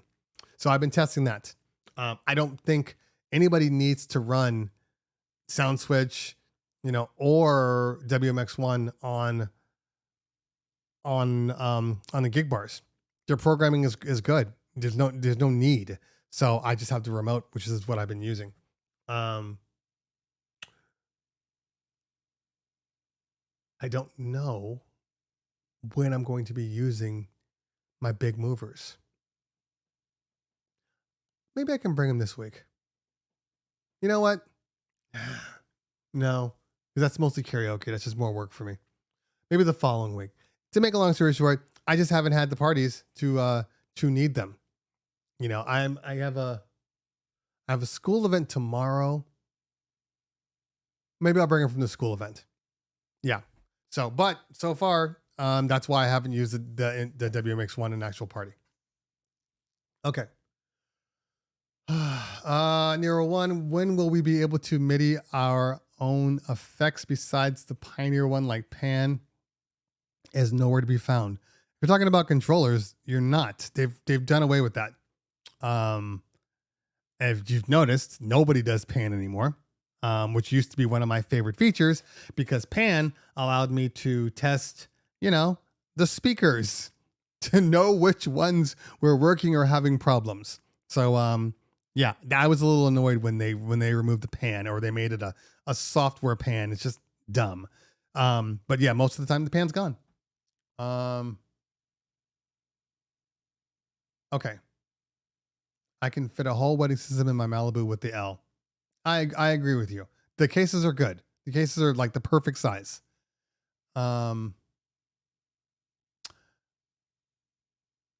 Scorpio says, I still have the NS7 III. and a MacBook Pro i7 2015, 16 gigs of RAM, 1 terabyte. Which do you think is the best Mac OS and best Serato version for it to run flawlessly? I don't have that computer. What anybody will tell you is the best Mac system is the one that it came with. That's the one that it's been perfected for that computer. However, I mean, the problem for me is just the 16 gigs of RAM with the i7. You know, it's just a little bit of a weaker computer, but it should be able to run. I believe 2015 is still supported with the newest operating system. The problem you're going to run into, the only problem that I've seen people have is when they upgrade to any version with stems, even if they don't use stems, it's just resource heavy. You know, that's it. I don't know what your graphics card is or anything like that, but you should be fine. You should be fine. You know, but stems might take a little longer to populate if you run stems, but you should be fine. Okay.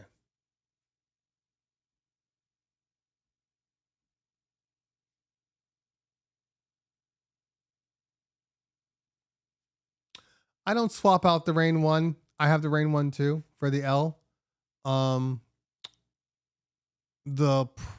don't know. It's weightier than I want. I like having the 1000 or the Flex 10, which I do have coming. I like having those because they're just lighter. I like Danny's sending me a larger case for the new L case to review also. Which technically I could put my Rev 7 in. I don't want the weight.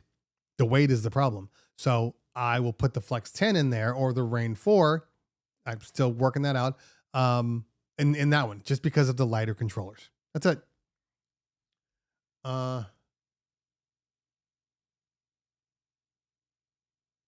Okay, let's drop down. And while we're dropping down, so I can review things, let me just take a... I am really excited about moving forward with our party. Yeah, I'm excited too. It should be a really good party. Just got a couple more questions before I sign the contract. So if you don't mind, let me just get out my questions here. One, what kind of lighting do you use? Specifically, do you use Chauvet? Yeah, I have a whole bunch of Chauvet lights, but I have a lot of other ones. There's a lot of good companies out there. Okay. Do you use RCF speakers? No, I use JBL and QSC, depending on the size of your party, but they're all good speakers. Last question, the most important question I have. Do you mix in key? Do I mix in key? Well, I mean, I've been DJing. I was at a party once and the DJ played a transition that was completely out of key. I could not unhear it, ruined my whole night. Can I see your Serato mixed in key playlist, please? Yo, I just booked my first wedding. Yeah? Dope. When is it? Next week. Can you believe it? Next week. Okay. Do you have any gear? Yeah. I have two 12-inch speakers. Okay. Well, you might want to rent or borrow somebody's sub. Okay. All right. That's cool. What about microphone? You have a microphone? Well, I mean, I have a corded microphone. Yeah, again, you might want to go out and rent or borrow somebody's wireless microphone. Okay. A week from now is pretty quick. Do you have all the music? Do you have everything they need? I have some music, but I have like my SoundCloud streaming service, and if I need to, YouTube. How much are they paying you? Bro, 6 hours plus the ceremony, $300. Oh, you're good. Yeah? Yeah, you're good, man. You're good. Have a good time. Sweet. Thanks, man. Okay. Ruben says, I've switched from a traditional external mixer to a Soundcraft UI12. I'm looking at the UI12 and it's definitely awkward. And it's definitely not, rack mountable. I would just have it on the floor, in all honesty. That thing looks like a floor piece. So that's where I'd put it. I don't have my other computer over here. I'm not going to do it today. Okay.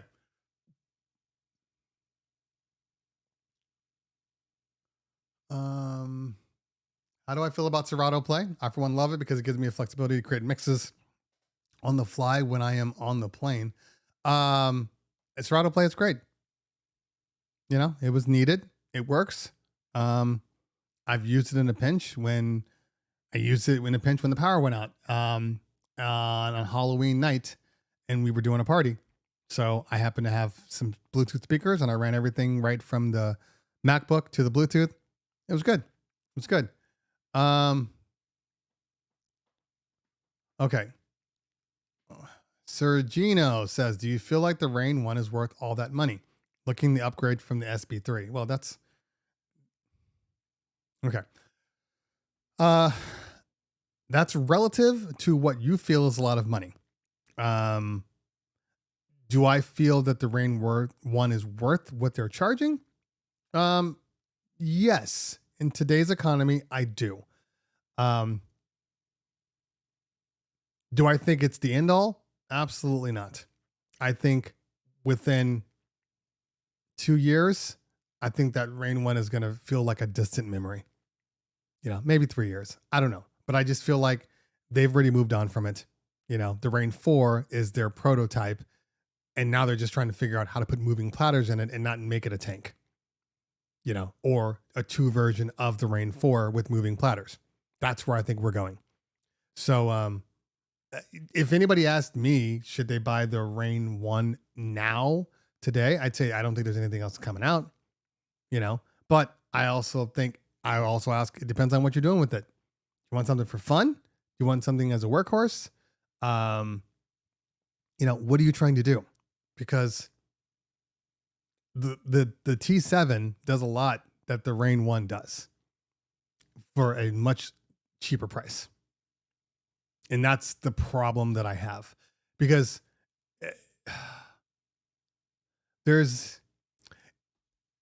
now that we have 3 moving platter pieces of gear, in my opinion, Rev 7, you know, Rain 1, and then like T7. But the T7 and the Rain 1, you know, they do similar things. They both use internal effects. They're both lightweight. Obviously, the T7 is super lightweight. Like, I want one just because, like, it's like that. And I think the Rev 7, as far as moving platters go, is the best one out. So pricing wise, the Rain 1 to the Rain 7 made sense, but the T7 to the Rain 1 doesn't make as much sense to me. Now, before the T7, I would have had a different opinion completely. So, it just depends on what you're using it for. If you need something that's just like, I need something just for me in my house and I want to be able to DJ and I want to do all this, T7 is probably going to answer a lot of people's DJ itch, in all honesty. You know, but it is what it is. Okay. Terry, will they ever make a standalone 4-channel with motorized jogs? I don't know. I have said that I think, in music is missing a huge thing. I think they need to make a Prime 4 type with moving jogs. Still allow it to use Serato, but engine. I think a lot of people would love that. Would absolutely love that. Anyway. Okay.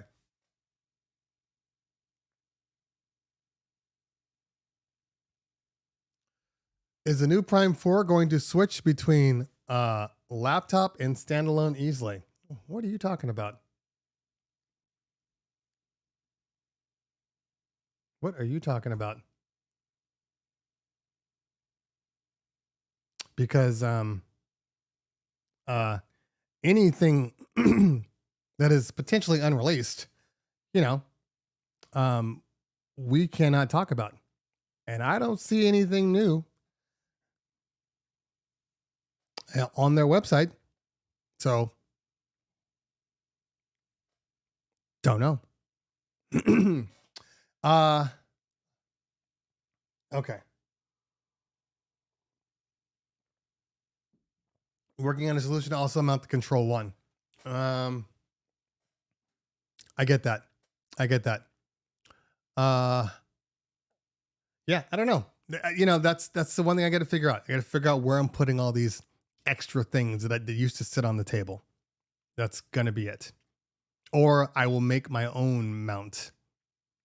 That's more low profile, because the pole itself is fine. I just need to make a new bracket to hold something else in there. Anyway, we'll see. Okay.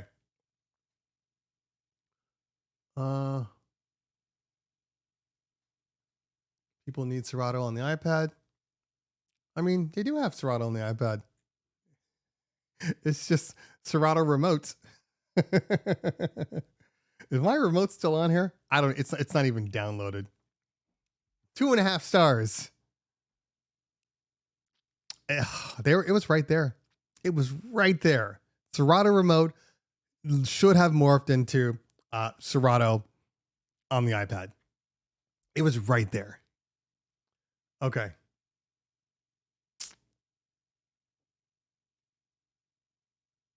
Mac OS Catalina, stay away from stems.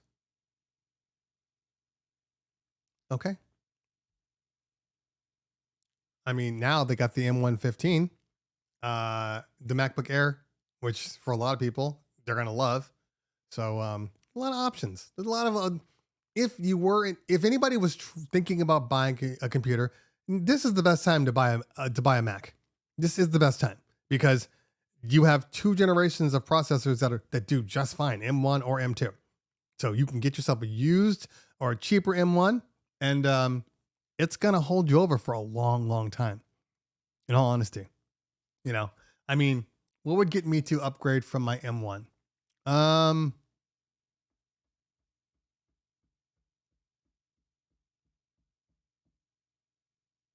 Longer battery on my 14, not 16. I don't care about that. Longer battery. And maybe if they did a Face ID on the cameras, that would be cool.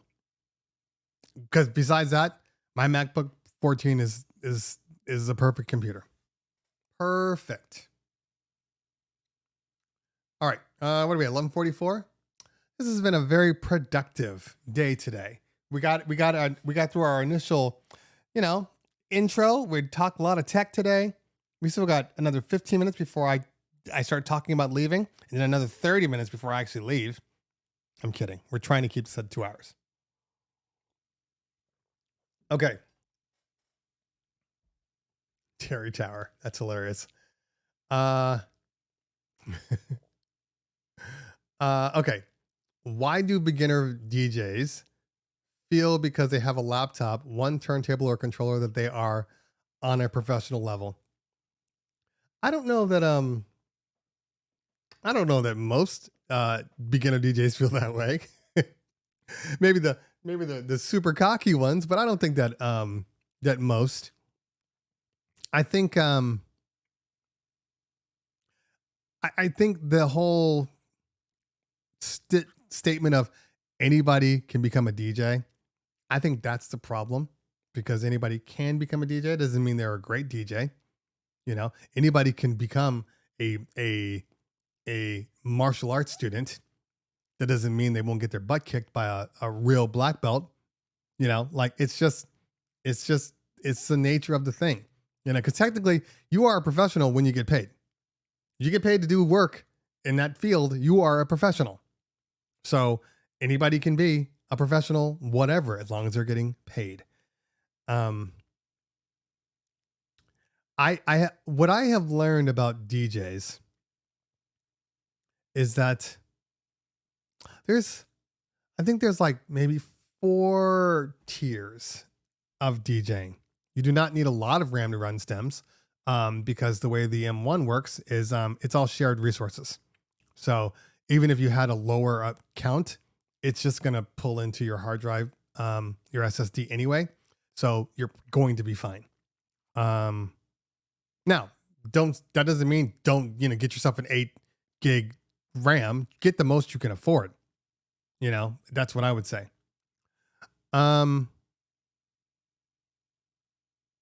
So there's like 4 tiers. Okay. Maybe 3 to 3.5, but 4 would be the maximum. And 64 gigs of RAM. I didn't even go 64. I went 32. So you got your bottom tier, which essentially is a beginner. I never DJ'd. I'm learning the ropes, and I'm borrowing people's equipment. I'm watching my friends, whatever. Those people don't know anything. They want help. They ask you for help. They're just learning, right? Then they get up to a level which is like adequate. They can mix between songs. They pick, for the most part, the right. They don't make huge mistakes. They do, but they pick the right songs, and don't ask them to get on the microphone and do all that stuff, but they can at least DJ. Okay, to a certain point. It's on beat. They can beat match. They beat match the right music. Then you get to the third level. There might be more levels than I said. And the third level is like, okay, I know what I'm doing now. I'm pretty good at this. I can now see people that are beneath me and see people that are better than me. Okay. That's kind of the key, being able to recognize, oh, wow, that person is really, really good. And I still need work, or that person is, I'm better than them. Okay. But at that same point, right around there to like maybe halfway past it, that's where the ego comes in. Okay. That ego of, well, now I recognize that I'm better than you. So now I'm going to kind of act like I know more than you, or I'm going to give my opinion when, even though I don't really have the expertise or the knowledge to really give a factual base, it's all bullshit. Like I'm just throwing stuff out of my ass. Right. And that's that person. Those people are hard to deal with because they think they know everything and they're no longer willing to learn, right? Oh, I can do that. That's when you get that. When you're like, hey, you know what? I've been watching you mix, or I've been getting feedback from the other people, and we'd like you to do this and that. Let me show you some examples of how we do that. And then you show them, and they're like, I do that. They're not willing to learn anymore. They're no longer listening. They don't hear you. They think what they're doing is perfect, and there's no room for growth, right? So those are the bad ones, but everybody gets to that level for a moment, all right? It's how quickly you get out of that level is what turns you into a truly great DJ, right? Because then the next one is, I don't know everything. I'm not going to know everything, but I'm going to continue to do my best. And if you haven't noticed, the best DJs, like the top, and I'm not talking about that I don't know everything, but I'm going to continue to get better. That's where I am. I'm good. I could be better if I just did this, or if I do a little more research, or if I work on this or work on that, or, oh man, I need to. Like, those are all things. It's kind of like working out. You get to a certain point where you're like, I know what I need to do to be that perfect specimen, but I don't know if I have the will to do it. Okay. Where you got the top people that are like, I have the will to do it, and that's all I do, and I always strive to be the best. Okay. So that's the difference. But here's the thing. The people that are at the top tier that strive to be the best have absolutely no egos. Now, don't get it twisted. I'm not talking about, hey, I worked for the past, 20 years perfecting my craft. I know what the hell I'm doing. That's different than saying, oh, I'm going to belittle this other person because they're not as good as me, or I'm going to talk down. Like that ego, I have yet to meet a world-class DJ that had that ego. They don't have that. It doesn't exist. Why? Because they don't need it. They know what level they're at. And then you get to a point where you are literally just helping people. I think that third to fourth level where people start to know things is when they stop trying to help people. Because the best people will help and not be fearful that, oh my God, if I help you, you're going to take my job. That has nothing to do with it. That has nothing to do with it. You know, if you lose your job, you lose your job because you lost your job. There's more reasons than that. Oh, well, this one guy helped is better than me now. Then that means you weren't doing your job. So that's the one thing I see. I see every big DJ I've ever interviewed, I've ever talked to, are just the nicest people because they've moved past all that BS. And that's the key. That's the key. So newer DJs, I have that cockiness because, you know, they want to feel independent. They want to feel like they've reached a level where, you know, you can start going, hey man, you're really, really good. Hey man, you know, you're this. Hey girl, like they want that. Everybody wants that. But I just feel like they always go about it the wrong way. That level, everybody makes mistakes. Then they get past it and then everything's good again. You know, Matthew says, do you think visually mixing with proper cue points, beat grid, etc., looked down upon versus using headphones? And if so, why? Okay. This is a very good question. This is a very, very good question. I'm going to say this. If I don't even care about beat gridding, you know, the auto beat grid for the most part works for me. But if your cue points are set properly, you know, labeled properly, you know, for instance, the difference between it coming in on the hook or coming in a snare into the hook, right? And you got your tempos on the screen or on your controller, whatever. You know that when you hit that button on the one, it's going to be on beat because you're hitting it on the one and you know how to DJ. For the most part, you don't need headphones. I mean, this is just facts. You don't really need headphones. But there's a place for headphones. You know, sometimes, you know, you got to cue something up. Sometimes you got to jump ahead. You know, there's a reason that headphones still work, just to protect your ears. You know, like my in-ears, I keep them on. But I mean, I put them on because it's by nature, it's by default. But I don't need them because I've done the work in the beginning. You know, like my son, when he DJs, he needs the headphones because he needs to be able to hear what does it mean when it says snare in? You know, what does it mean when it says verse? Does it start on the one? It's like, you know, he doesn't know his own stuff. But I've positioned my cue points and labeled them in ways that I know what's going on. You know, so no, you don't need headphones. You know, but you should have headphones. There comes a point where sometimes, you know, you do want to move ahead or you need to get to a certain part or, you know, especially if you're doing like mobile events and you got to move up to, you know, like say a grand entrance song and I got to move up to that and you didn't set the cue point for that. You're going to need to do that. So headphones are important. And again, headphones also protect your ears. You know, also, if you're doing any type of like, you know, scratch work or whatever, sometimes being able to hear everything isolated, like for me, that's the way I like to hear myself scratch. If it's kind of in the distance, I struggle with that more. I got my Ultimate ears. I've been using them for the past month. Haven't done the video on them yet. They're fantastic. Fantastic. Fantastic. I mean, in Pablo, even with monitors, I rarely have a side monitor next to me. In all honesty, I've never needed it because for me, and everybody's different, but for me, you know, let's say you're in a big room, you know, and there's acoustics are all crap. At a certain point, your ears will adjust to that delay and you'll be able to DJ just fine. So I rarely use monitors or I mean, it's not, you can still get by, you know, but I guess what I'm saying is the need for headphones now is not as big as it used to be. Now, there's a lot of people that don't use headphones and they're staring at the screen. I don't stare at the screen when I'm DJing because I know where my cue points are. You get what I'm saying? So, because if you're doing this the whole time, because I see a lot of people doing this,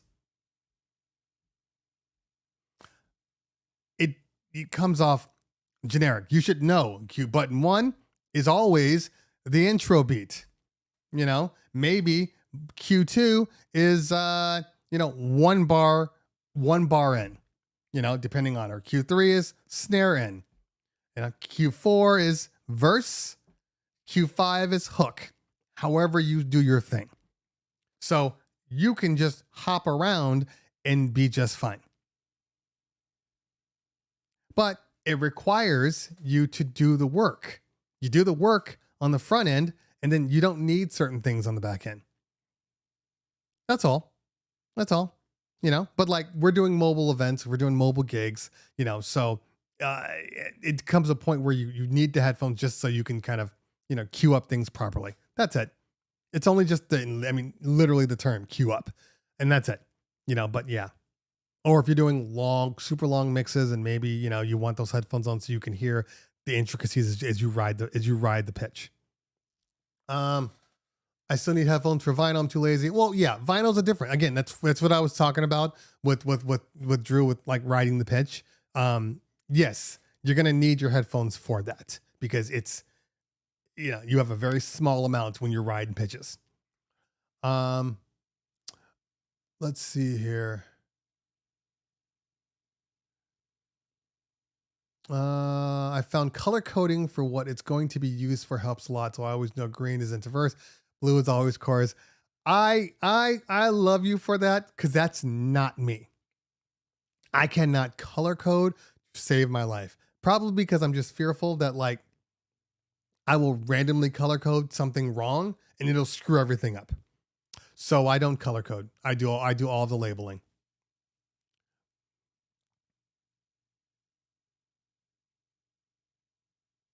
DJ Rod says, lounge and restaurants, I don't use headphones, but for mobile gigs, I do because the crowd is not always the same, and I want to make sure I'm on cue.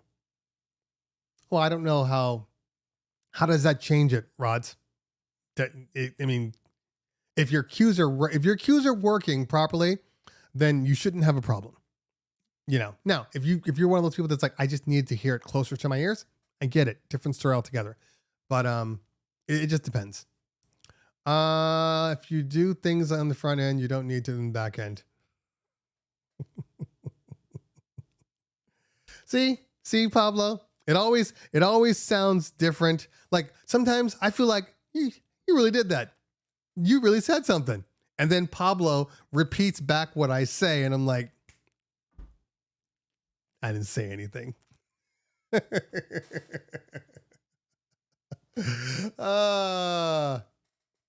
I use headphones to drown out or give the image that I cannot hear any future requests. That's hilarious. That is hilarious. And sometimes I do. I'd be like,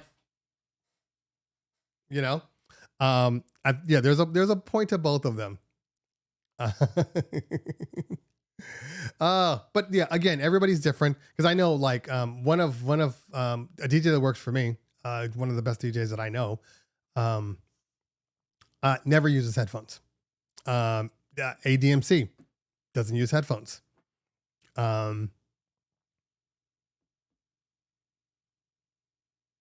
Scratch Bastard uses headphones sometimes, especially if he's using vinyl. Definitely.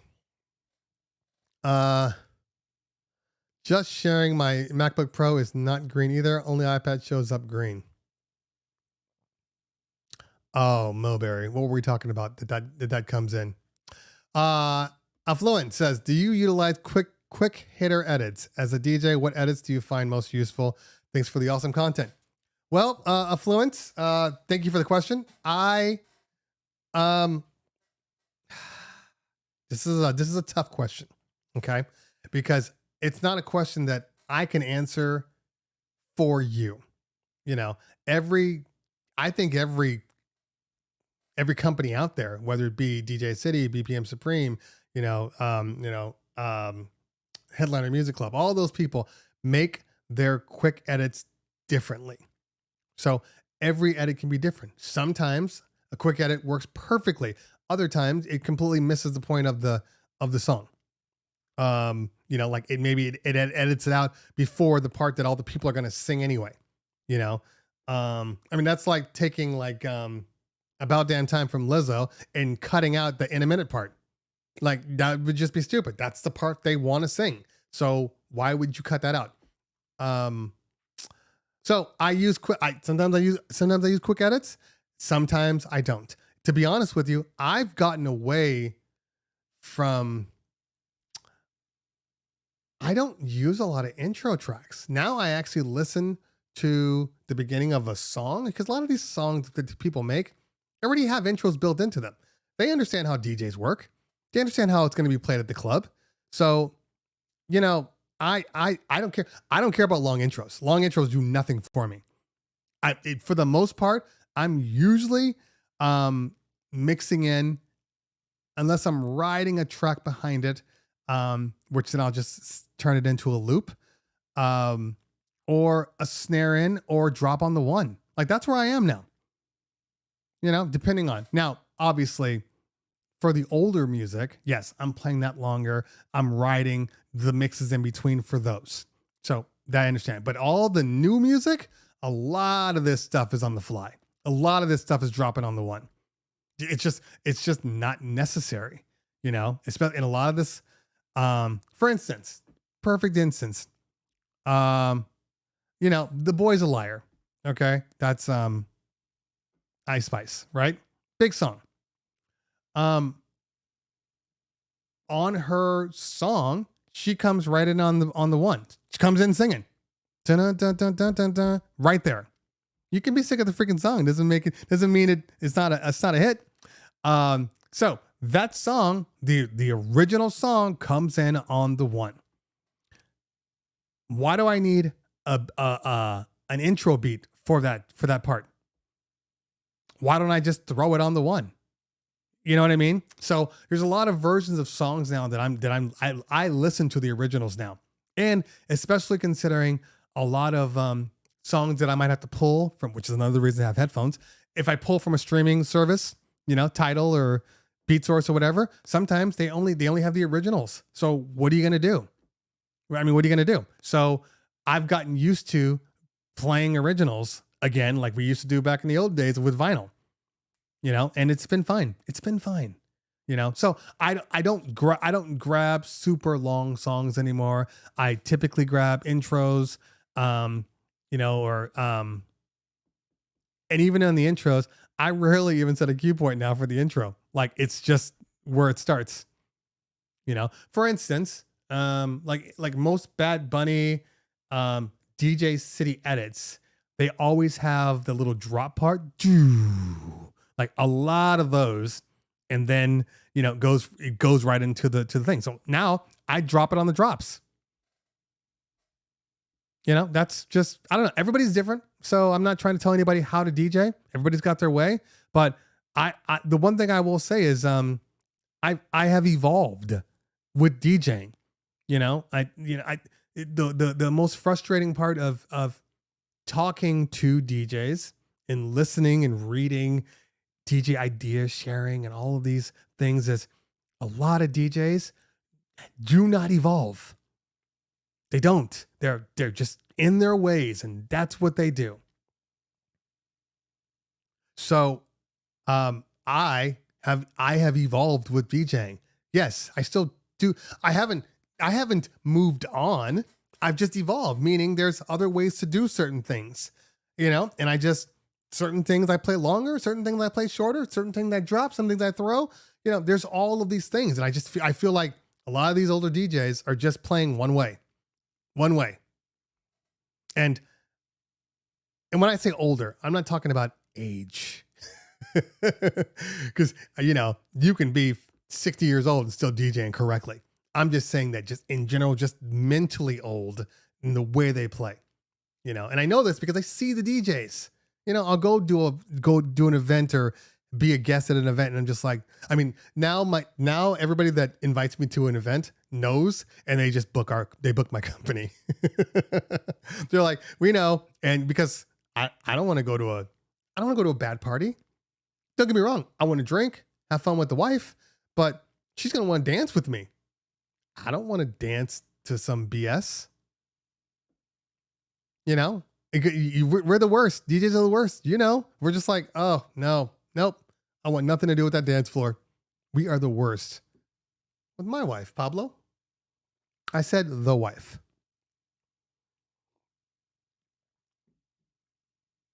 I would scratch on the one, but my scratching is trash. Well, Drew, practice more. Practice more. The only way to get your scratching to be on the one is to practice more. And more importantly, you gotta scratch on the one and at the event. Okay? Because most people, and I'll speak for myself, all right? Honestly, this is facts, okay? When I scratch by myself, Pablo, shut up. When I scratch with no one around, my shit is amazing. Okay? Amazing. When somebody comes in, and let's say they come in at the level that they come in beneath me. Okay? Like I know maybe they're not really DJs, whatever. Okay, still good. Somebody that's solid, that I know is focusing on my scratching. Yeah, all of a sudden, starts to wobble a little bit. Okay? And then you do it out in live, and then you wobble more. There's no way around this. Okay? The only way to get over it is to do it. And you have to do it live. Now, I'm not saying be excessive with it, because there's some people that just scratch over everything. You're like, okay, enough scratching. But the only way is to do it. And then you will slowly get better. I remember scratching on the one, like my one of the things I do a lot is the just scribble, on right on the one, boom, drop the track down, right? So that's one of the things. But for the longest time, every time I went into it, I would get in my own head, and it wouldn't come off right, So that was the first thing. Right hand. This is my dominant hand, technically my fader hand. You typically can scratch more movements with your dominant hand, okay? You can do more vinyl stuff. Then I wanted to do the scribble with my left hand. This is my slower, just kind of this kind of hand, and the scribble was really, really hard on that hand. It was really hard. Stop, Pablo. Because it was harder for me because I wasn't confident in that hand. It wasn't comfortable. So you just have to keep doing it. And then it will slowly get more comfortable. And then all of a sudden, you're there. And the baby scratch is fine. I mean, it's jubit, drop. I get it. That's the first one. That's the one that everybody should be able to do. But that scribble, that's the one that kind of shows people, okay, he can DJ. He can DJ. The jubit, everybody can do that. That scribble, that's, even if you don't know any other scratches, that one scratch will make people think you're better at scratching than you really are. Audio one, am I wrong? That one scratch. So yes. And then, especially if you're doing, fast chirp too. Perfect example. I've always had a really, really good chirp. And, so I can go to that. So now I can scribble into a chirp or chirp into a scribble, whatever. And, that's great. Sometimes, Teddy, my left hand does feel like it doesn't want to do anything that my brain is telling it to do. In all honesty, sometimes that happens. But it's not the fact that I can't do it. It's the fact that I'm not comfortable with that hand. So everything is, all the problems with it come up. Because on my right hand, that's easy. So it is what it is. And again, you don't need to know every scratch in the book. You don't need to know auto bonds and all these things. All you really need, I've said this before, you need a scribble, a baby, a chirp, and a transform. all four of these are scratches that anybody can learn how to do relatively quickly. Maybe the chirp might be a little more difficult because it's a timing issue, but like everything else, you should be able to learn pretty quickly. And if you can get those down, nobody's going to question you. Nobody's going to question you at all. At all. So anyway, I'm ignoring all of you people.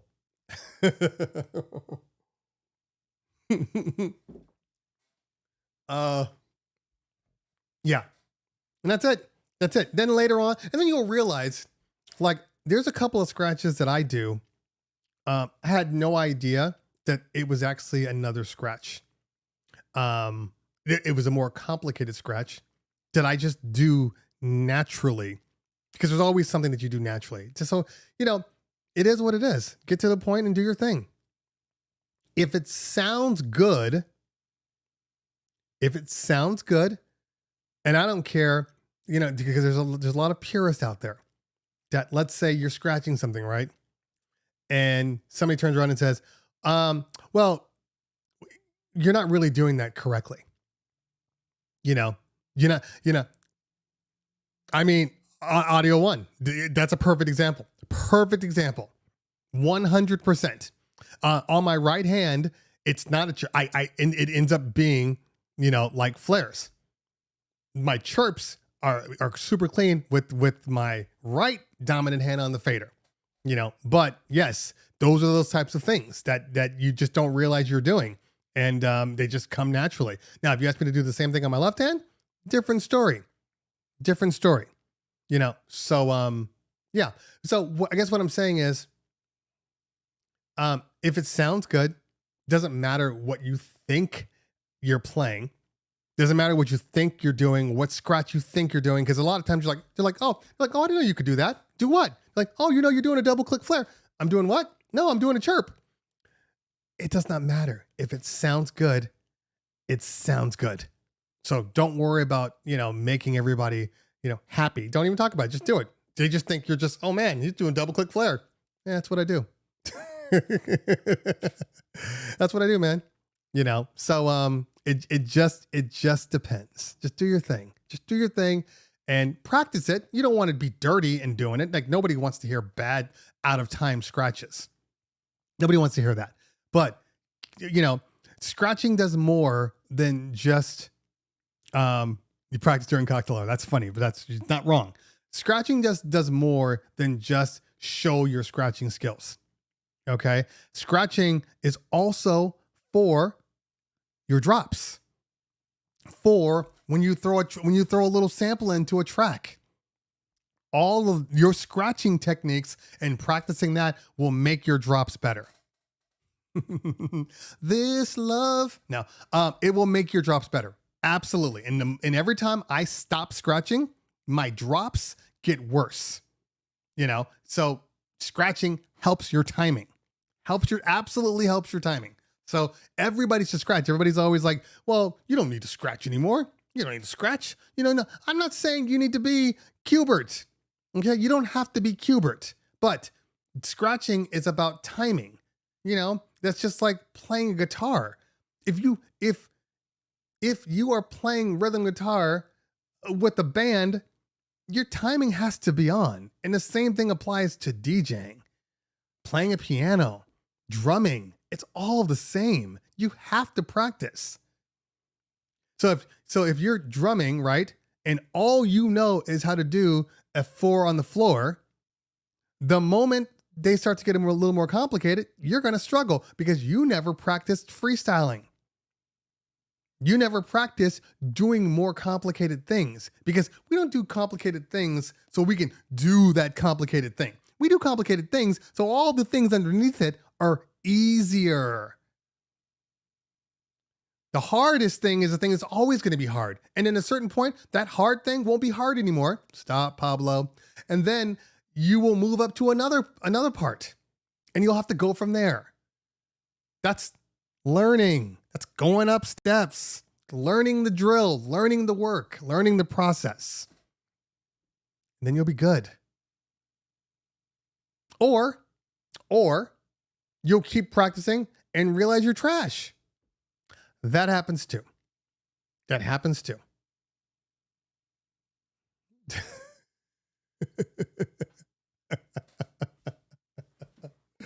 I might have to make a Pablo shirt. Oh, man. Yeah. So anyway, and you don't have to practice 6 hours a day.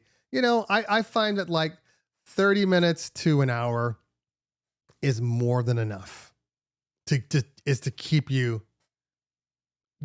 good, to keep you polished. You know, it doesn't have to be every day. It could be every other day. You just need to do it a couple of times a week. So like for me, that's where the Stanton comes in. The dogs are howling. The Stanton comes in because I can just sit on the couch and, you know, even when I'm watching the show or whatever, I can just, you know, work on my cuts.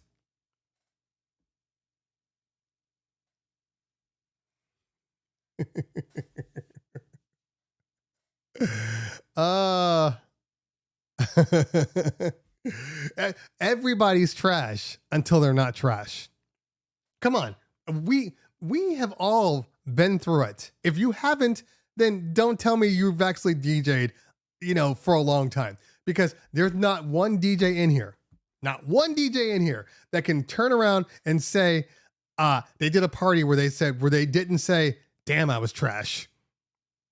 There's not one DJ in here. There's absolutely no way. It's not possible. Not possible. So, that's being constructively critical of yourself. I know when I've had a good session. I know when I've had a crappy session. Absolutely. And you should be able to know that. Like, I've walked away from parties before, and the hardest thing for me was accepting compliments. Oh, hey man, you killed it. I'm like, did I? Did I though? Oh, silly guy, you. Oh. So that happens. You know, I've done YouTube videos where I have been absolute trash, and you'll literally hear me say, if I like put the video up, it's like, oh, that was trash. Like you just know, you know. So new creator only filter, keep track of super chats. Oh, nice. Thank you, YouTube. Thank you. All right. Anyway. All right. It is now 12:19. And Bowling DJ. Thank you so much, fam. I appreciate that. Let's see here. I am so behind. I'm so behind on videos. I know this, but because of end of year school, we got a lot of school gigs and midweek parties and things like that. So it's been a little tough. But I will get back to it.